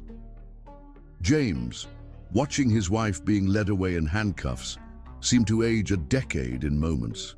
The realization of how thoroughly she had deceived him, how completely she had manipulated his grief over Grace to gain control of his life and company, hit him like a physical blow. Jaleesa received the news of Victoria's arrest from Patrick, who had insisted on being present when it happened. He found her in her study at Columbia, where she was preparing for finals. "It's over," he said simply, gathering her into his arms as the emotions overwhelmed her. "She can't hurt you anymore." The trial was swift and decisive. Victoria's lawyers attempted to paint her as a misunderstood businesswoman whose aggressive investment strategies had been misconstrued as fraud. But the evidence told a different story, one of calculated deception and systematic theft. The prosecutor's opening statement had been particularly powerful. "This is not a case about aggressive business practices. This is a case about a woman who used grief and manipulation to steal not just money, but years of a young girl's life, who used her position to crush the spirit of her stepdaughter while enriching herself with stolen funds." Victoria's mask of sophistication crumbled completely when the verdict was read. Guilty on all counts. The judge, noting her lack of remorse and the calculated nature of her crimes, handed down a lengthy prison sentence. Through it all, Jaleesa maintained her composure, drawing strength from Patrick's steady presence and her own growing confidence. She attended key parts of the trial not out of vindication, but to reclaim her narrative. Victoria had tried to write her story as one of inadequacy and shame. Jaleesa was rewriting it as one of resilience and triumph. James, finally seeing the truth about his wife, was devastated. The man who had once been a dynamic business leader was reduced to a shell of himself, haunted by years of manipulation and missed opportunities with his daughter. When he asked to see Jaleesa after the trial, Patrick was protective. "You don't have to," he told her. "No one would blame you for keeping your distance." But Jaleesa knew she had to face this part of her past, too. She arranged to meet James at a quiet cafe near Central Park, neutral ground where they could talk. Her father looked small somehow, diminished without Victoria's controlling presence. His hands shook slightly as he stirred his untouched coffee. "Jaleesa," he begged when she sat down, "can you ever forgive me?" She studied him carefully, seeing both the broken man before her and echoes of the loving father he'd once been. The man who had read her bedtime stories and taught her to ride a bike. The father who had been stolen from her by grief and Victoria's manipulation. "We can try to build something new," she said finally, reaching across the table to take his trembling hand. "Not what we had before, that's gone. But maybe something honest. Something real." James broke down then, years of suppressed emotions pouring out in a crowded cafe. Jaleesa held his hand as he apologized for his weakness, for letting Victoria control him, for failing to protect his daughter. "I see so much of your mother in you," he said when he could speak again. "She would be so proud of the woman you've become. So proud of how you've overcome everything I let happen to you." That evening, back at the Montgomery estate, Jalisa sat with Patrick in their favorite spot on her terrace. The winter air was cold, but Patrick had arranged for heated lamps and thick blankets, maintaining their tradition of evening conversations under the stars. "How do you feel?" he asked softly, watching her process the emotional day. "Lighter," Jalisa realized. "Like a weight I've carried so long I forgot it was there has finally been lifted." Patrick reached over to take her hand, his thumb tracing gentle circles on her palm. "Your father? He's not the man he was before Mom died," Jalisa said thoughtfully, "but maybe he can become someone new, someone better." That night, Patrick surprised her with something that made her heart stop. He presented her with a diamond ring, not as a replacement for their hasty courthouse wedding band, but as a promise. "Marry me again," he said, his gray eyes intense in the lamplight. "This time exactly the way you want. Not because of arrangements or obligations, but because we choose each other." Jalisa looked at the ring, a stunning piece that somehow managed to be both elegant and unique, just like their love story. "You want to have another wedding? I want to stand up in front of everyone we love and tell the world that I choose you," Patrick said firmly. "Not because my father arranged it, not because of business or social obligations, but because you're the most remarkable woman I've ever known." Tears slipped down Jalisa's cheeks as she nodded.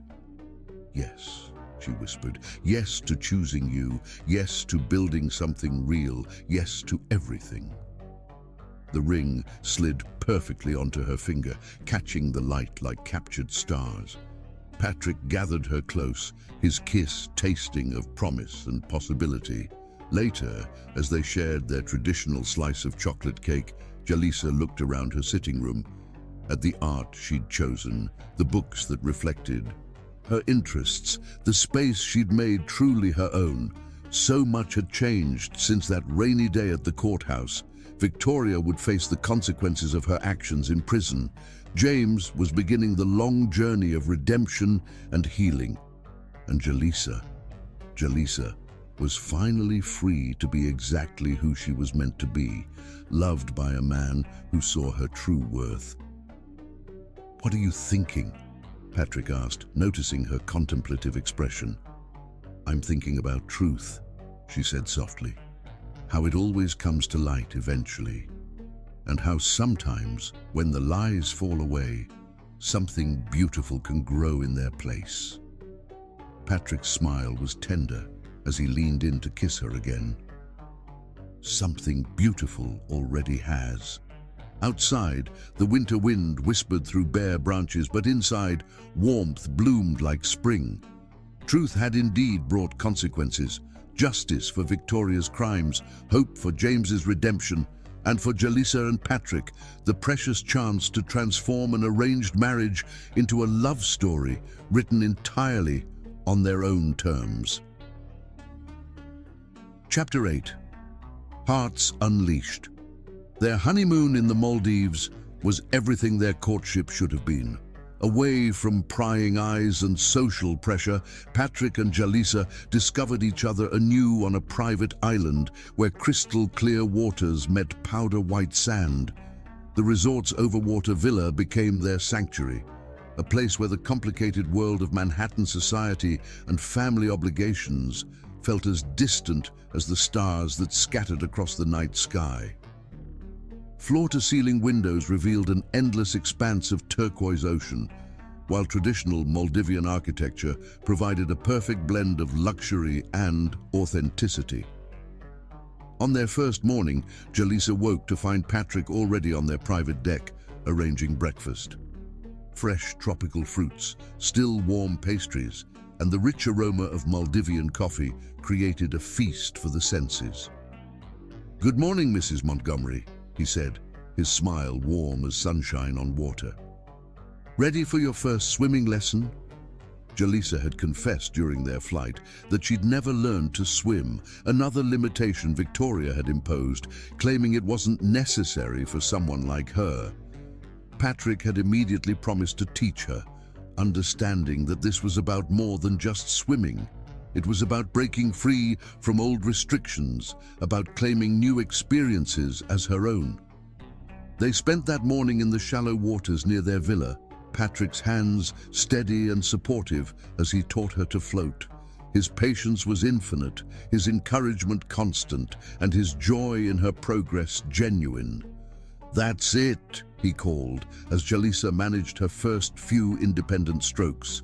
"You're a natural." By the end of the first week, she was swimming confidently in the lagoon, discovering the freedom of moving through crystal-clear water. Patrick had arranged for a marine biologist to give them private snorkeling lessons, opening up a whole new world beneath the waves. "Look," he whispered one afternoon, pointing to a sea turtle gliding gracefully past their villa. "She's as elegant as you are." Their days fell into a peaceful rhythm that felt nothing like the structured routines of their early marriage. They explored local islands, learning about Maldivian culture and traditions. Patrick taught Jalisa to scuba dive, watching with pride as she mastered each new skill. They spent hours talking about everything and nothing, building the kind of intimate knowledge of each other that comes only with uninterrupted time and open hearts. One evening, standing on their private beach, Patrick gathered all the resort guests. The setting sun painted the sky in impossible shades of pink and gold, turning the ocean into liquid fire. "I want everyone to know," he announced, his voice carrying over the gentle waves, "that I'm madly in love with my wife, not because of any arrangement or obligation, but because she is the most remarkable person I've ever known." Jalisa felt tears spring to her eyes as Patrick turned to face her fully. "When we met, it was because of other people's schemes. But every day since then, I've chosen you. I choose your strength, your compassion, your incredible heart. I choose your determination to make the world better, your courage in facing down the past, your ability to find joy even after everything you've been through." The gathered guests, honeymooners and families from around the world, watched in delighted silence as Patrick dropped to one knee in the soft sand. "I know we're already married," he said, pulling out a ring that caught the last rays of sunset. "And I know I already asked you to marry me again. But here, in this paradise, I want to give you the proposal you always deserved. Jalisa Montgomery, will you continue to choose me every day for the rest of our lives?" The ring was a black pearl, perfectly round and gleaming with subtle iridescence. Later, Patrick would tell her how he'd worked with locals, artisans, to find the perfect one, a pearl that, like Jalisa herself, was uniquely beautiful and naturally precious. "Yes," she whispered, then louder, "Yes, I choose you. Every day, in every way, I choose you." Patrick's kiss tasted of salt air and freedom, of promises made and kept, of love that had grown wild and true in the most unexpected garden. The assembled guests burst into applause, their joy adding to the magic of the moment. Later that night, after a celebration dinner on the beach, they lay on lounges on their private deck. The stars seemed close enough to touch, their reflection in the still water creating the illusion of floating in space. "Tell me what you're thinking," Patrick said softly, his fingers intertwined with hers. Jalisa was quiet for a moment, finding the right words. "I'm thinking about that day in the courthouse. How scared I was. How certain that my life was over. I never imagined." "Neither did I," Patrick admitted. "I went into that courthouse determined to protect you, to give you a safe space to exist. I never dreamed you'd completely transform my world." She turned to look at him, this man who had become so much more than an arranged husband. "How did you know?" "That day. How did you know to trust that something real could grow from such an artificial beginning?" Patrick's smile was thoughtful in the starlight. "I didn't know. I just knew I had to try. You walked into that courthouse with your head high, dignity intact despite everything Victoria had done to break you. How could I not want to know the woman who had that kind of strength?" The next day, they went on a sunset cruise. The traditional Maldivian dhoni carried them through waters painted gold by the setting sun. Schools of dolphins played in their wake, leaping and spinning as if celebrating with them. Patrick had arranged for local musicians to be on board. The sound of traditional bodubaru drums filled the air as they shared a meal of freshly caught fish and tropical delicacies. "Dance with me." Patrick held out his hand as the musicians shifted to a slower rhythm. They swayed together on the gently rocking deck, the music and the waves creating a perfect harmony. Jalisa rested her head on Patrick's chest, feeling his heartbeat strong and steady against her cheek. "I used to dream about this," she admitted quietly. "Not the specific details, but this feeling. Being held by someone who really sees me, really knows me." Patrick's arms tightened around her. "I see you, Jalisa Montgomery. I see your strength and your gentleness, your intelligence and your compassion. I see the way you light up a room just by entering it, the way you make everyone around you want to be better." As if to prove his point, he spun her out and then back into his arms, making her laugh with delight. The other passengers on the dhoni smiled at their obvious joy, their obvious love. "May I say something?" An elderly woman approached them as the dance ended. "I've been married 52 years, and I recognize true love when I see it. Whatever brought you two together, it was fate doing its finest work." That night, back in their villa, Patrick surprised Jalisa with another gift, a journal bound in soft leather, its pages made from handmade paper. "For your dreams," he explained. "All the ones Victoria tried to steal, all the new ones we'll create together. I want you to fill these pages with everything you hope for, everything you want to achieve, and I promise to spend the rest of my life helping make those dreams come true." Jalisa traced the intricate patterns tooled into the leather, thinking about how far she'd come from the frightened girl in that simple white dress. "I already have so many of my dreams," she said softly. "You've helped me reclaim them all and find new ones I never dared to imagine." Their remaining days in the Maldives passed in a blur of perfect moments. They learned to cook traditional Maldivian dishes, the spices and flavors as rich as their growing love. They planted coral as part of the resort's conservation program, a symbol of new life taking root in unexpected places. They watched sunrise paint the sky from their private infinity pool and sunset turn the ocean to gold from their favorite spot on the beach. On their last evening, Patrick organized a surprise. He led Jalisa down to the beach where hundreds of tiny lights created a path through the sand. At the end of the illuminated trail, a table had been set for two, surrounded by lanterns that swayed gently in the warm breeze. "One last perfect dinner," he said, holding her chair, "though every dinner with you is perfect no matter where we are." Over dishes that incorporated all their favorite discoveries from their stay, they talked about returning home, about the life they would continue building together, about the dreams they would chase, about the love that had bloomed so unexpectedly from an arranged marriage. "I want you to know," Patrick said as they shared a dessert of caramelized banana with coconut ice cream, "that this isn't just a honeymoon for me. This is a promise that our life together will always have this much joy, this much discovery, this much love."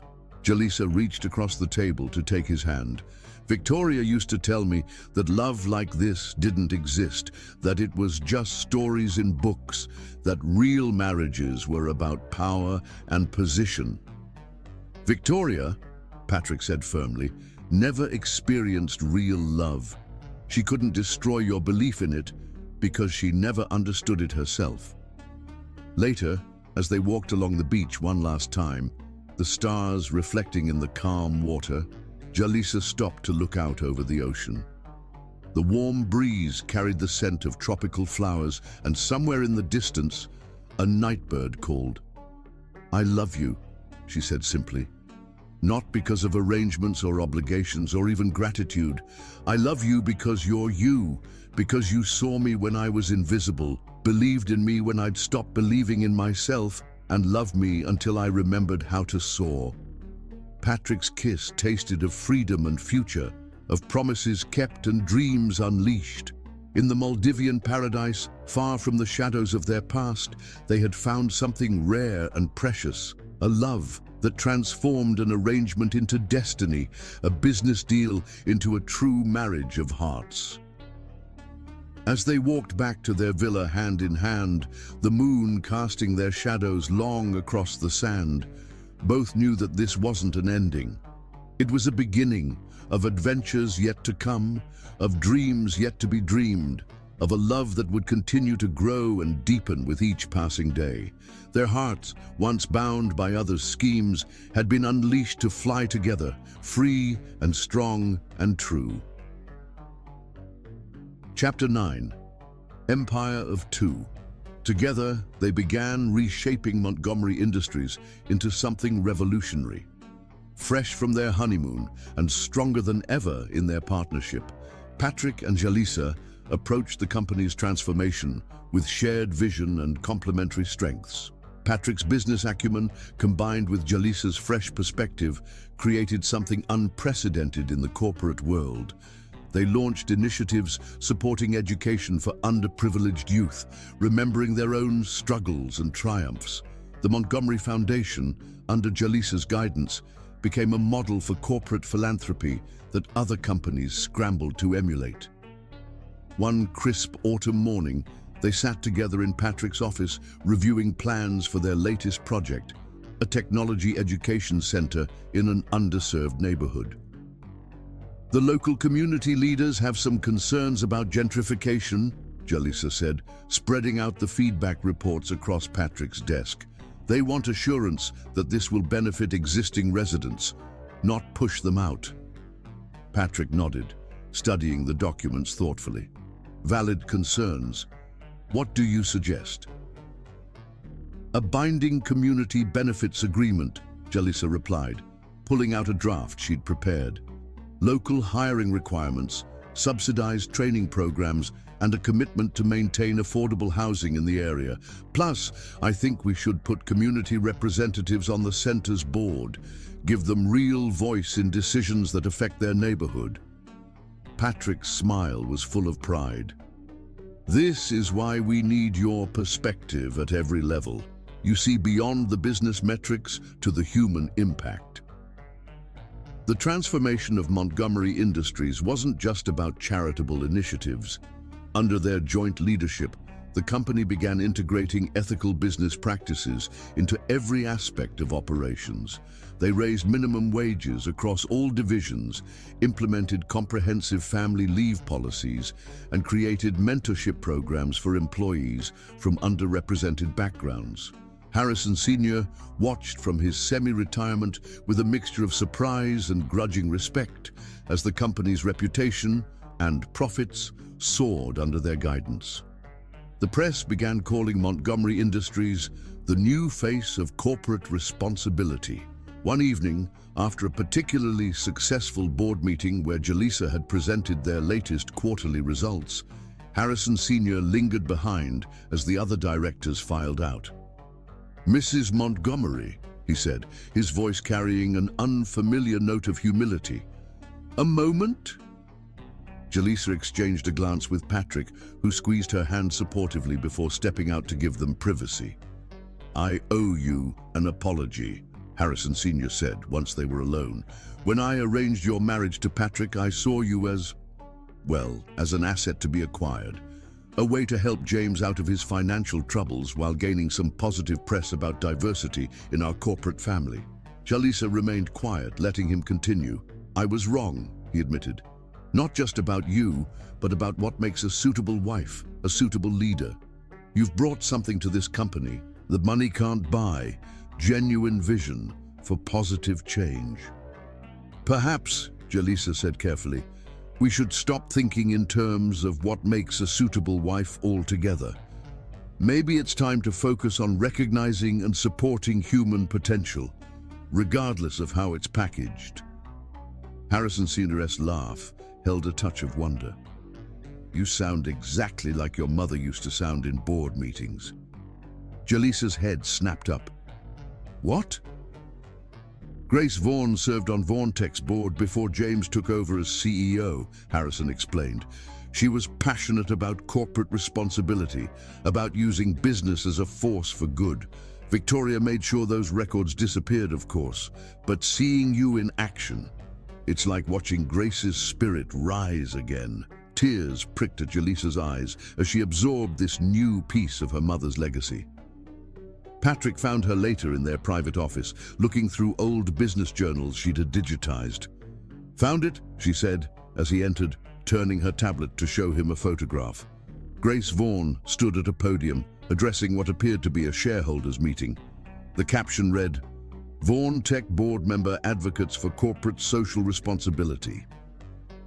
She was amazing, Patrick said softly, studying the image, just like her daughter.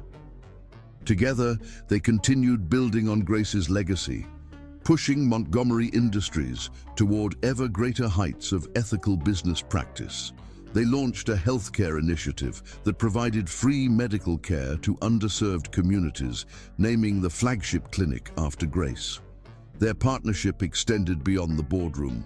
Every evening, they made time to discuss their days, sharing challenges and celebrating victories.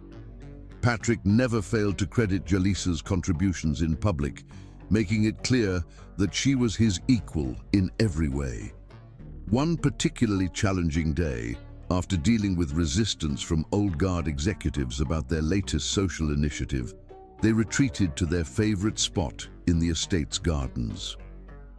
Sometimes I wonder, Jaleesa admitted, if we're trying to change too much too fast. Patrick pulled her close, his arms strong and reassuring around her. Change is always met with resistance, but look at what we've already accomplished. The education centers are changing lives. The healthcare initiative is saving them. We're building something that matters. He was right. Their impact was evident in the thank you letters that poured in from scholarship recipients, in the success stories from their job training programs, in the improved lives of their employees and their families. Harrison Sr., watching his son and daughter-in-law reshape his company into something he'd never imagined, found himself learning new lessons at 73. Perhaps, he admitted to Patrick during a rare father-son lunch, I was wrong about what makes a suitable wife. You were wrong about a lot of things, Father, Patrick replied, his tone gentle but firm. But there's still time to learn. The old man nodded, looking out over the Manhattan skyline from their private dining room. She would have changed things anyway, you know, even without the arrangement. Talent like hers finds its way to the top eventually. Yes, Patrick agreed, thinking of his brilliant wife. But this way, we got to build something together, something bigger than either of us could have created alone. Their influence began extending beyond Montgomery Industries. Other companies sought their advice on ethical business practices. Universities invited them to speak about corporate responsibility. The press dubbed them the conscience of Wall Street, a title that made them both laugh but secretly pleased them. One evening, after a particularly impactful day where they'd announced a major expansion of their education initiative, they stood together on their office balcony. The sunset painted Manhattan in shades of gold and rose, a fitting backdrop for what they'd built together. Did you ever imagine this? Jaleesa asked, leaning back against Patrick's chest as they watched the city lights begin to twinkle. That night when you first walked into that bedroom at the estate? Patrick's arms tightened around her.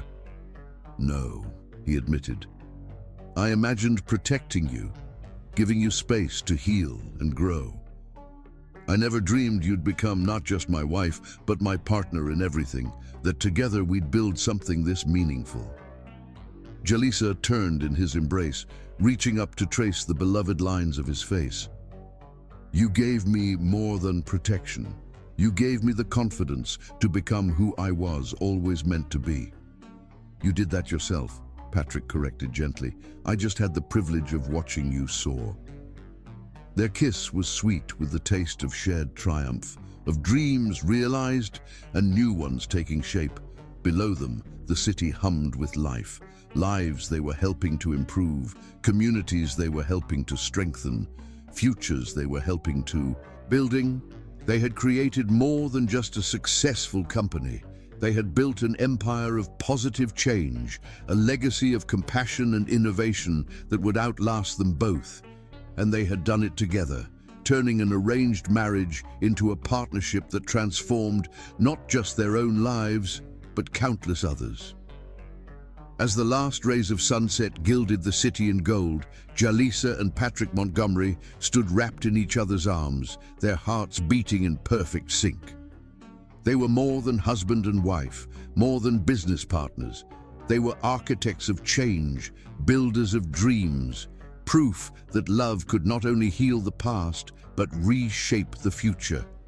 Their empire of two had become a force for good in the world, and they were only just beginning. Sweet Revenge, a love story. Chapter 10. A new dawn, Santorini emerged from the morning mist like a dream, its whitewashed buildings catching the first rays of dawn. The wedding venue Patrick had chosen was breathtaking, an ancient monastery perched on the highest cliff, offering panoramic views of the caldera and endless Aegean Sea. "Perfect," Jalisa whispered, standing on her private balcony the morning of their wedding. The air was fragrant with jasmine and sea salt, carrying the distant chime of church bells across the water. 1,000 guests would witness their union today, not because they craved a society spectacle, but because their love story had touched so many lives. Business leaders who'd seen how Patrick and Jalisa transformed Montgomery Industries into a force for good.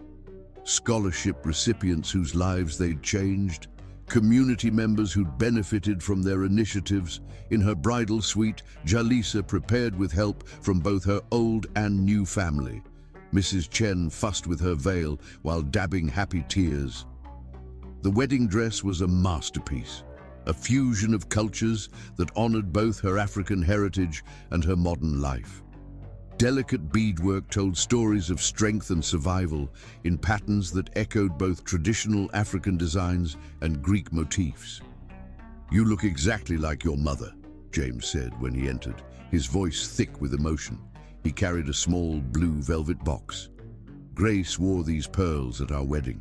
She always said they were blessed with true love." As he fastened the pearl necklace, James spoke words he'd waited years to say. "I'm so sorry, sweetheart. Sorry I let Victoria poison our family. Sorry I wasn't strong enough to protect you.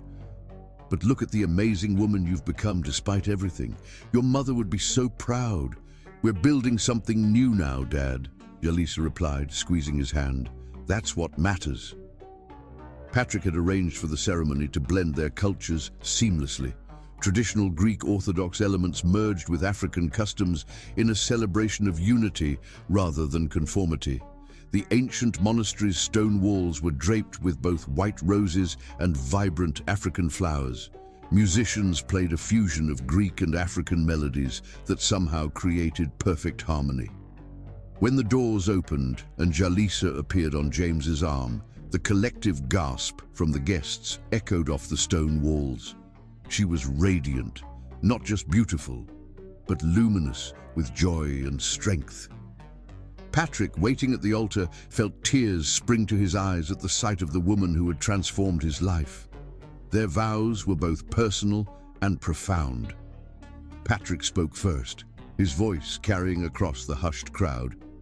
"Jalisa, I first married you because of an arrangement, determined to protect you from those who would cause you harm. Today, I marry you again under this endless sky because you have become the very air I breathe. You've shown me that true strength lies not in power or control, but in the courage to remain kind in a cruel world. You've transformed not just my life, but my entire understanding of what love can accomplish." He paused, taking her hands in his before continuing, I choose you, not because of any arrangement or obligation, but because you are the most extraordinary soul I've ever known. I promise to spend every day making sure you never regret choosing me too. Together, we'll build something greater than either of us could create alone. A legacy of love that will outlive us both.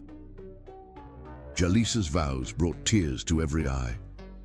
Patrick, you took an arrangement meant to cage me and turned it into wings. You saw me when I was invisible, believed in me when I'd forgotten how to believe in myself, and loved me until I remembered how to soar. Today, I choose you again, not from obligation, but from the deepest love I've ever known. You are my partner in all things, my sanctuary in every storm, my inspiration to be better every day. She touched his face gently as she continued, You didn't just save me from a dark fate, you helped me build a life filled with light. I promise to keep choosing you, keep growing with you, keep building our dreams together for all the days of our life. In you, I've found not just love, but the kind of partnership that can change the world. The ceremony incorporated meaningful elements from both their backgrounds. During the Greek Orthodox crowning ritual, where Stephana joined by ribbons symbolized their union, the priest spoke of how true marriage makes partners stronger together than apart.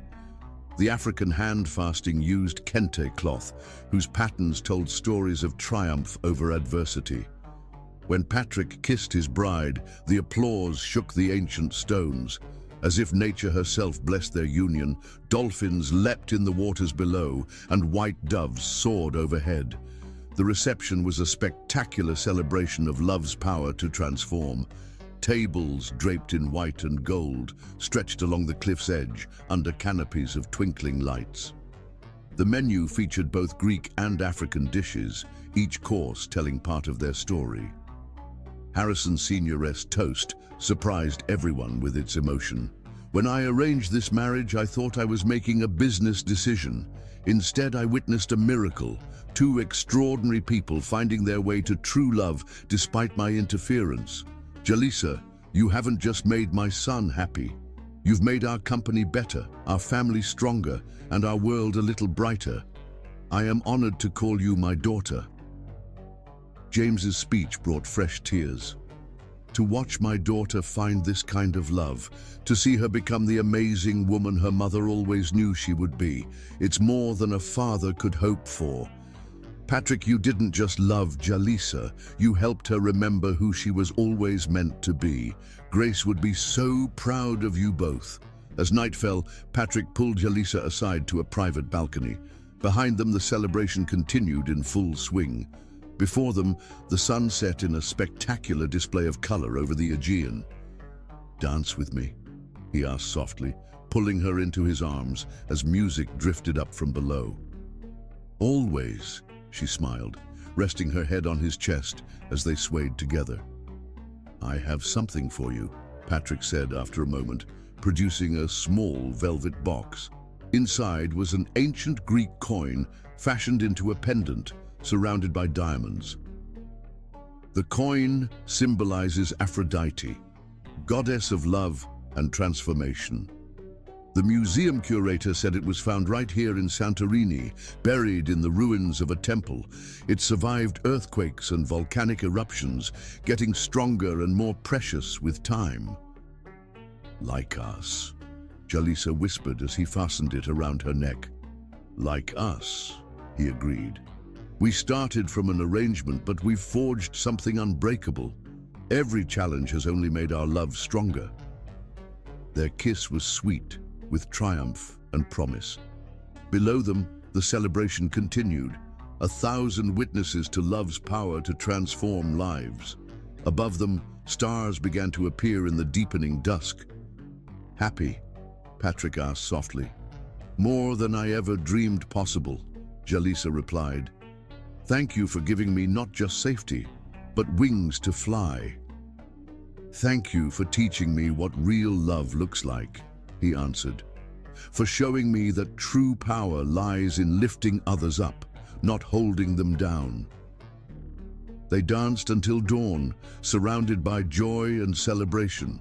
When the first light touched the eastern sky, painting their world in shades of hope and promise, they stood together at the cliff's edge. "A new dawn," Patrick said softly, his arms warm around his wife. "A new beginning," Jalisa agreed, though they both knew this was really a continuation of their love, their partnership, their shared vision for making the world better. Their second wedding hadn't been about erasing their first. Rather, it had been about celebrating how far they'd come, how much they'd grown, how deeply they'd chosen each other. From an arranged marriage had bloomed something rare and precious, a love strong enough to heal the past and build a better future. As the sun rose fully over the Aegean, painting their world in colors of promise and possibility, Patrick and Jalisa Montgomery held each other close, their hearts beating in perfect synchrony. They had proved that love could grow in the most unexpected places, that arranged beginnings could lead to chosen happiness, that two people could build something extraordinary from the ashes of their past. Their story had become legend in New York society, not for its scandal or wealth, but for its testament to love's power to transform, heal, and lift two souls to heights they never imagined possible, and they were only just beginning. Chapter 11. Justice and Mercy. Victoria's trial ended with a lengthy prison sentence that surprised no one who knew the extent of her crimes. The evidence Patrick's investigators had uncovered was overwhelming. Years of systematic fraud, embezzlement, and financial manipulation that had nearly destroyed Vaughan Tech. The prosecution had built an airtight case, presenting not just financial records, but testimony from employees who had witnessed Victoria's manipulation firsthand. The jury had been particularly moved by the testimony of James's former secretary, who described watching helplessly as Victoria isolated him from his daughter and his company.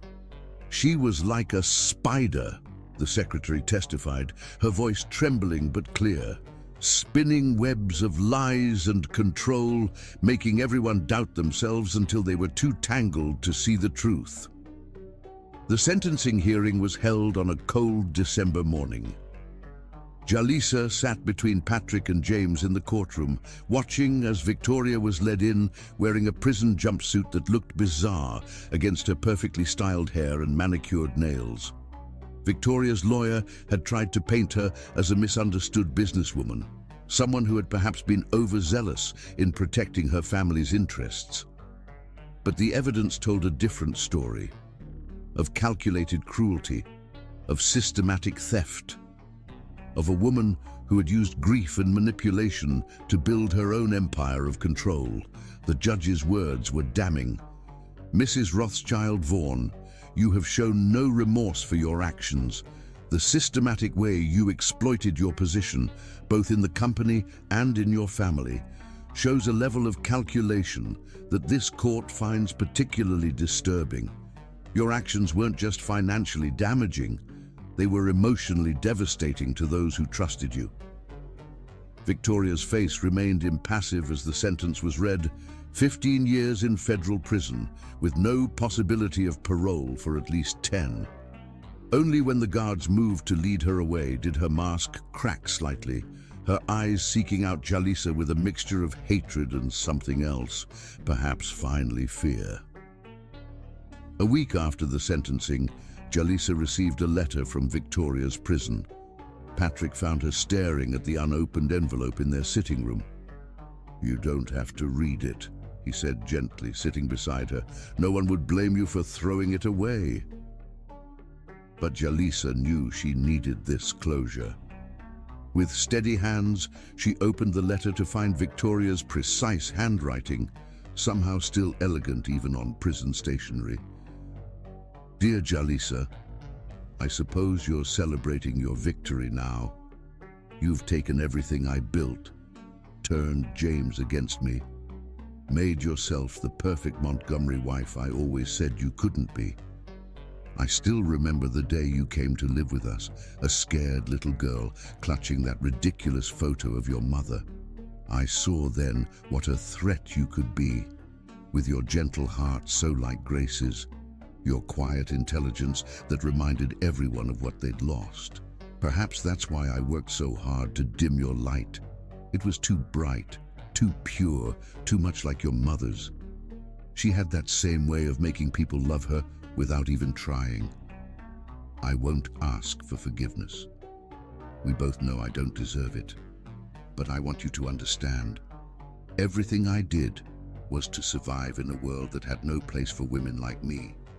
Unlike you and Grace, I had to fight for every scrap of power, every moment of control. Yours truly, Victoria. Jaleesa read the letter twice, feeling something shift in her heart.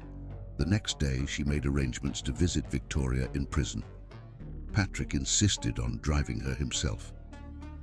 "Are you sure about this?" he asked as they pulled up to the Federal Correctional Facility. "You don't owe her anything." "I'm not doing it for her," Jaleesa replied softly. "I'm doing it for me."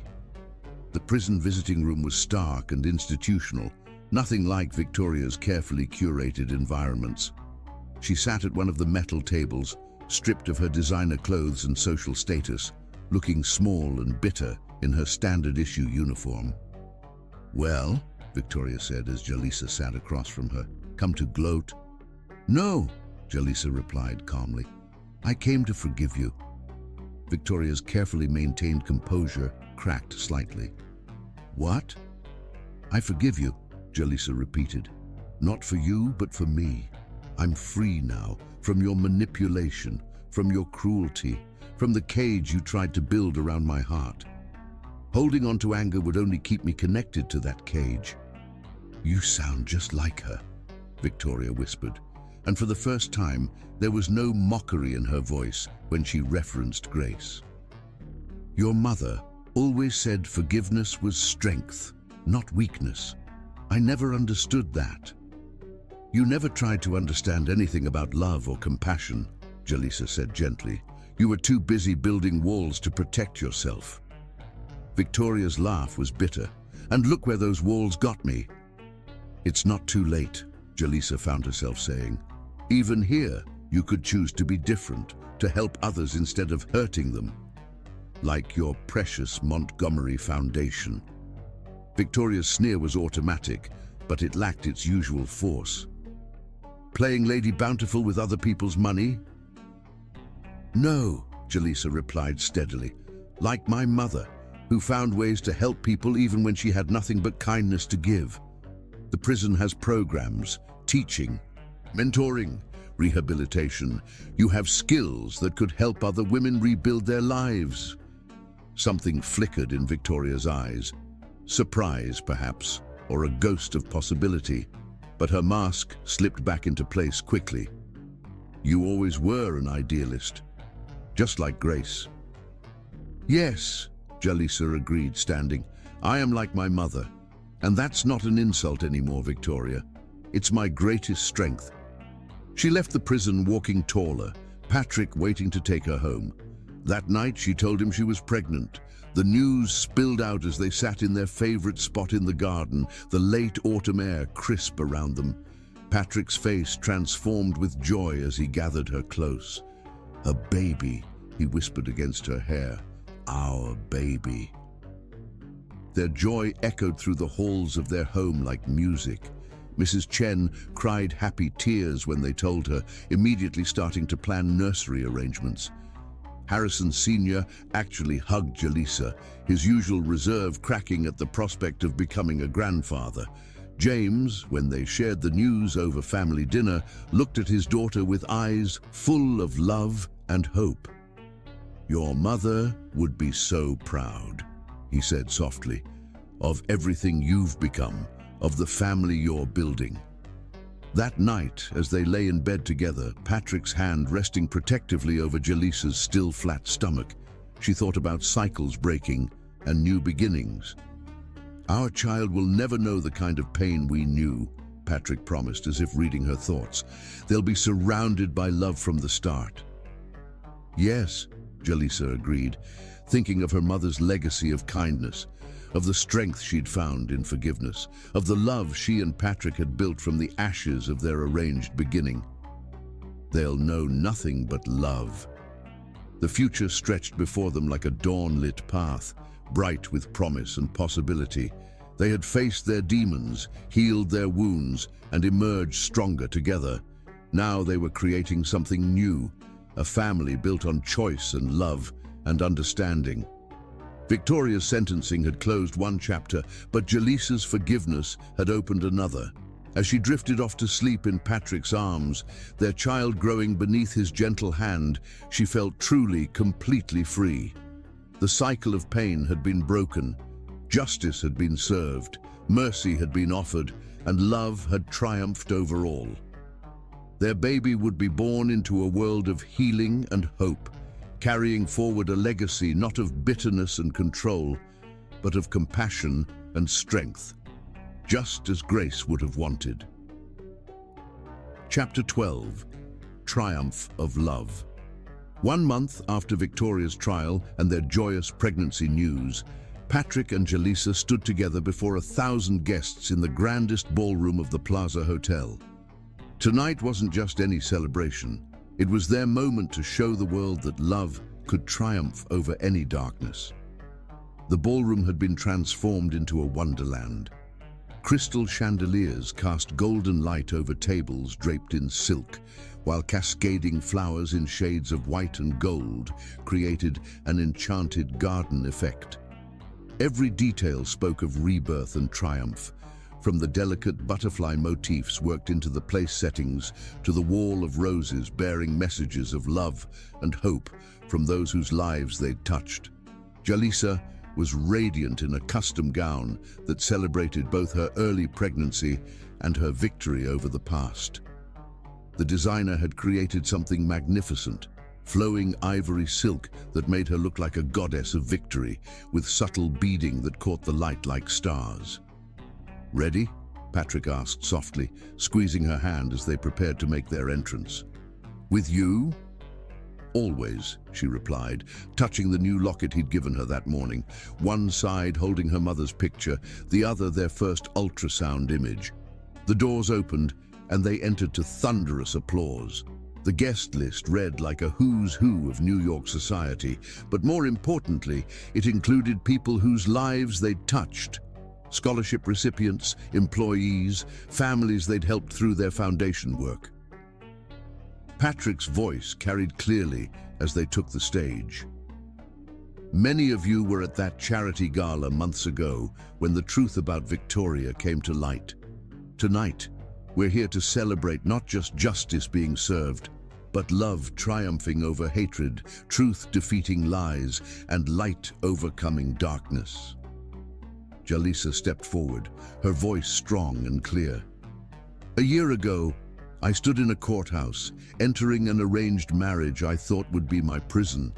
Instead, it became the beginning of the greatest love story I could imagine. Tonight, as we celebrate not just our love, but the child we're expecting, I want to announce something special." Together, they unveiled their surprise. Plans for the Grace Vaughan Memorial Hospital, a state-of-the-art facility that would provide care to underprivileged children. The architectural renderings showed a beautiful building designed to heal not just bodies, but spirits. "My mother," Jalisa continued, her hand resting on her small baby bump, "taught me that true strength lies in kindness. This hospital will be her legacy, and the world our child will inherit." James stood to make his own announcement, his voice steady and strong. "In honor of my late wife Grace and my coming grandchild, I am dedicating Vaughan Tech's entire medical technology division to supporting this initiative.